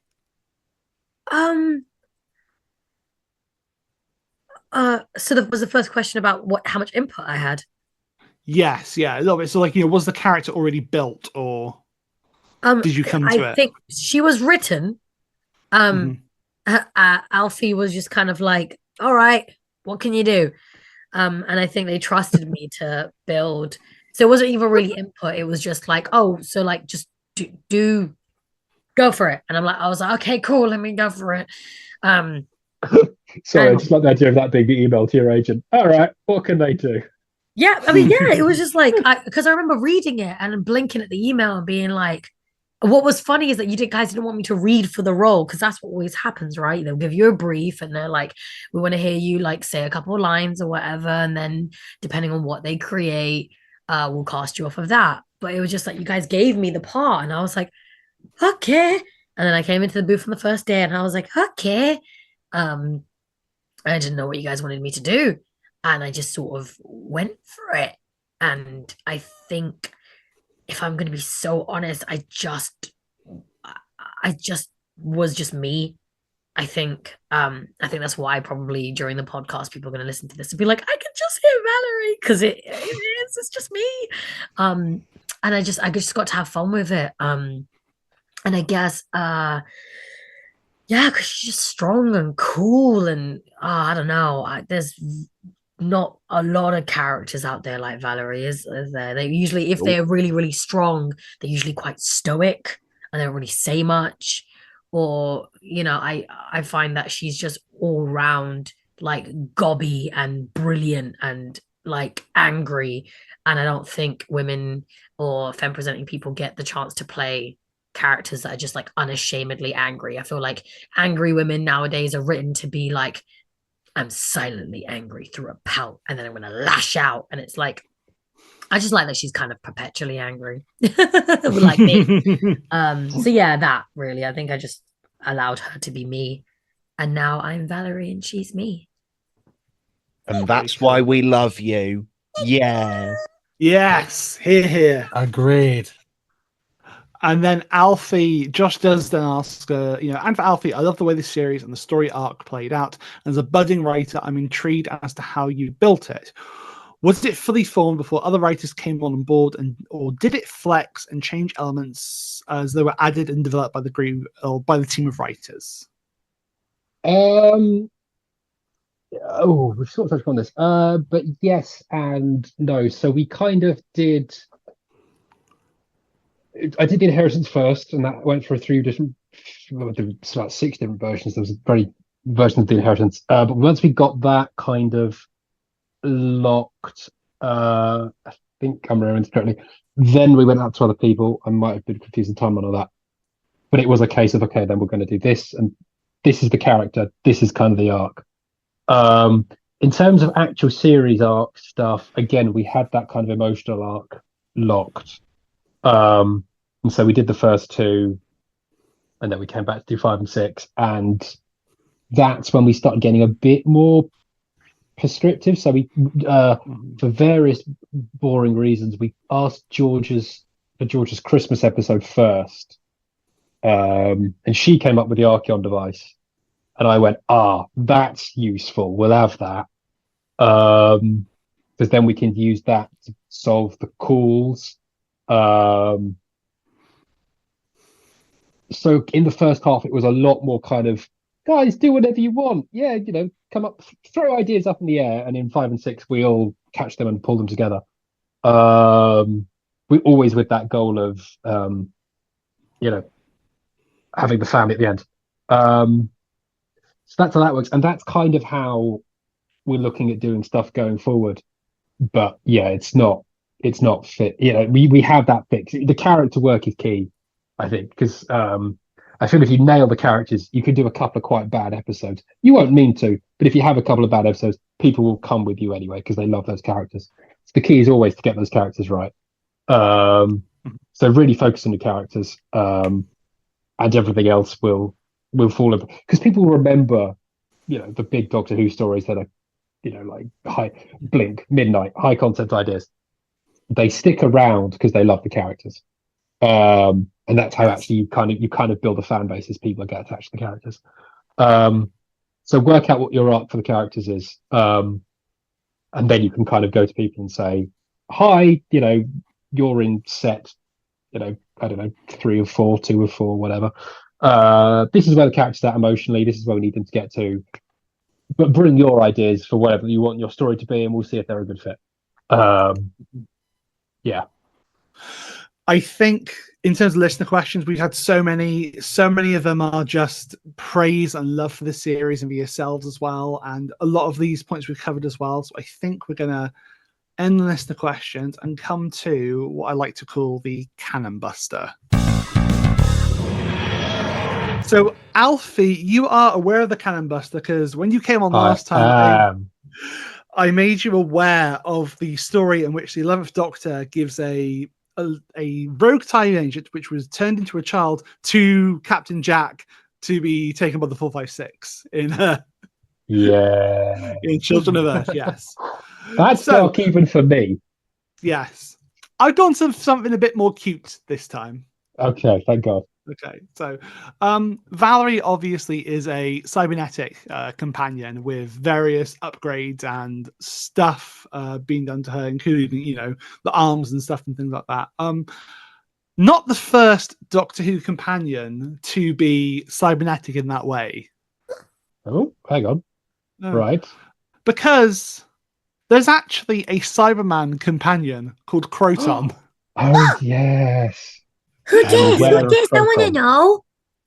So Croton, I can send you the link on the Stardust wiki, SAFIYYA, to have a look. He looks very cute for a Cyberman. He's that very sort of classic Revenge of the Cyberman look to him. And wow. he's a good Cyberman basically who travelled with the Eighth Doctor for a spell, and eventually regained his memories of his previous life. But yeah, he's a good little Cyberman. Oh, I love that. Love that. That's great. I love the weirder companions. Yeah, and Always also there for just the fact that he's called Croton as well. Yeah, it's like going, hello, this is Dalek the Quark. Like, what? Yes. It's so odd. Oh, I love. That's Nah. so cool. He'll never be Handles, though. The Amazing. amount of speculation that there was like, is Valarie going to be Handles? I'm like, no, never going to be Handles. God bless you for thinking that, but that is so fan theory over there. And I'm like, no, I can't. But so many people were convinced about it, and I don't know why. There is so much love for Handles. Because he's amazing. I had a Handles t-shirt growing up. Oh, I'm trying to surprised figure you out- don't still have it. No, I grew out of it. I mean, you didn't keep it? It had his face on it and it said Handles, well done, mate, on the front. Aww. oh. That's probably cute. It's been ruined. Handles has been ruined for me since I realised that it was Kevin Novak from What We Do in the Yes. Shadows that Really? does the voice of Hand. Yeah, it's him that does Handles. So I just imagine him be like, Doctor. I just doing having the Nando voice. Oh my god. Someone needs to do that. Someone needs to get on that edit straight away, please. I beg.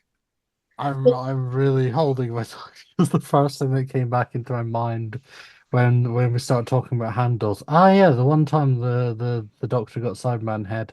Oh, Oh no! Come on. I'm sorry, both of you. We tried to run a clean ship. This is my guest host here. Listen, Whoa, if he whoa, can whoa. have tissues, I can what? Leave me. I was Oh. gonna say when you guys were talking, I thought you guys were gonna bring up the Valarie fanfics. Oh yes. Oh. And there are There are more of them those? now. You know, I haven't even been through the ones that you sent me. I was too scared. But on AO3, there's an extensive list of Valarie Lockwood fanfics. That Oh, you've website got to- scares me. You've I got to stay away send me from that. these. I mean, it's Some- archive of our own. I'm very I really Some- want to know them. Some of them were very wholesome. I only saw one quite like one. Oh yeah, I'm oh wow. Have they spelt your name properly? Two A's, two A's, two A's, two A's. Thank you. Fingering, two A's. What? Sorry, what? I'm not gonna lie. I so did not expect this podcast to go here. I So I didn't think I've only got- expect this either. I've only got 13 of them. Is that correct? Yes, There's 13 were. 13 of them? Yes. Oh, right. Yes. Oh, I think that was the one that. Jesus Yes. Christ. Um, So, Oh, no. We've either got 13 really thirsty 11th Doctor Chronicle fans, or just one super thirsty one. oh my god. There's a couple slice of lives here. The doctor Ah. fails to Okay, now we're explain his talking. filing system. Ah, Valerie's first night. in the Valarie TARDIS. finds the doctor doing a bit of gardening. ah. Oh, there we go. There we go. That's the sort of stuff I like. Oh, And then we're gonna just Valarie like- is out doing errands when the doctor informs her of an ongoing. Oh, that's just Valarie's day out. And never mind. And then there Well, is the Doctor Who Smut Collection 2020 to 2023. Just to close out. I Oh, can't read any of these. I'm not allowed. Oh God. In case they've got ideas and stuff. So I will leave that to you, Saf. So, Saf and Alfie, thank you so much for coming on the podcast. Oh, thank you guys Thank you so so much much. for It's having been so us. much fun. I'm sorry I've kind of been dying through this, so I'm a bit foggy. I always okay, ask Alfie. I'm always ill when these things happen. I'm always saying, like, listen, I'm gonna struggle with the answers because I'm just brain dead right now. So, like, I'm so sorry, guys. No, thank you all so you've been- much. you've both been fantastic. Obviously, Alfie, you're second dominant here. Thank you so much. I mean, all we'll right. have to make it a third time at some point as well. I'm sure. You know, third time's a charm. So yeah. Yes. Thank you so Yes. much. Come back for me in a couple of years. Keep Yeah, writing well, some yes. wonderful stuff, Alfie. I'm I gonna say, I will try bro, my best. Yeah. bro is cooking. I can't wait. Yeah. I can't wait to taste that Michelin star audio. In in the words of Emperor Palpatine, we will watch your career with great interest. I mean, Yeah. no pressure. What if I've peaked? What if it's just free fall from here? No, I mean, no. for me, you've peaked with such an incredible Dalek story. It will never be topped. Oh, Ollie. It's better Oh, than why Journey's you? End. It's better than Journey's End. I By will probably never do most of the monsters I've done again. yeah, I think I'll generally try and unless I think of a brilliant new idea for them. I think I said this online, but I probably won't do the Sidemen again in a hurry. Just 'cause- Alfie, give me a Sea Devil story that I can love. Give me that, Alfie. they don't interest me. I'm afraid, unless I'm able to do what like a kind of they emerge and they like not the usual Solarians or Sea Devil story. I'm not. I'd love to do like emerge, like the day the Silurians actually took over, like, joined the Earth. Other than that, I'm afraid they don't. A lot of Doctor Who monsters don't interest me. This is my bad fan confession. I'd rather just do new stuff. You know, No, I think there's keep cooking the new stuff. Yeah, I think I can respect that absolutely, especially how my fan brain has started to work since I've been radicalized about things like canon and things like that. I think new is good. New is wonderful. That's what we were saying earlier. Not everything has to be a sequel to a 50-year-old story, you know? Yes, I'm not massively interested in doing sequels, or if I wanted to do them, someone else has got them to them first. I will never forgive David Richardson for getting to the Candyman first. So yes, no, I'm generally about adding and doing new stuff rather than trying to do sequels. That's fair. I love the Candyman. Love the Candyman. I love it Anyway. as well. Anyway, that's this. Yes, yeah. Well, look, this has been amazing. Thank you again, SAFIYYA. Thank you, Alfie. I will Absolute link pleasure. to both. I will link to your socials, things like that. I mean, I say that people that listen to this will already be following you. Let's face it, and coming to this afterwards. Thank you, Star.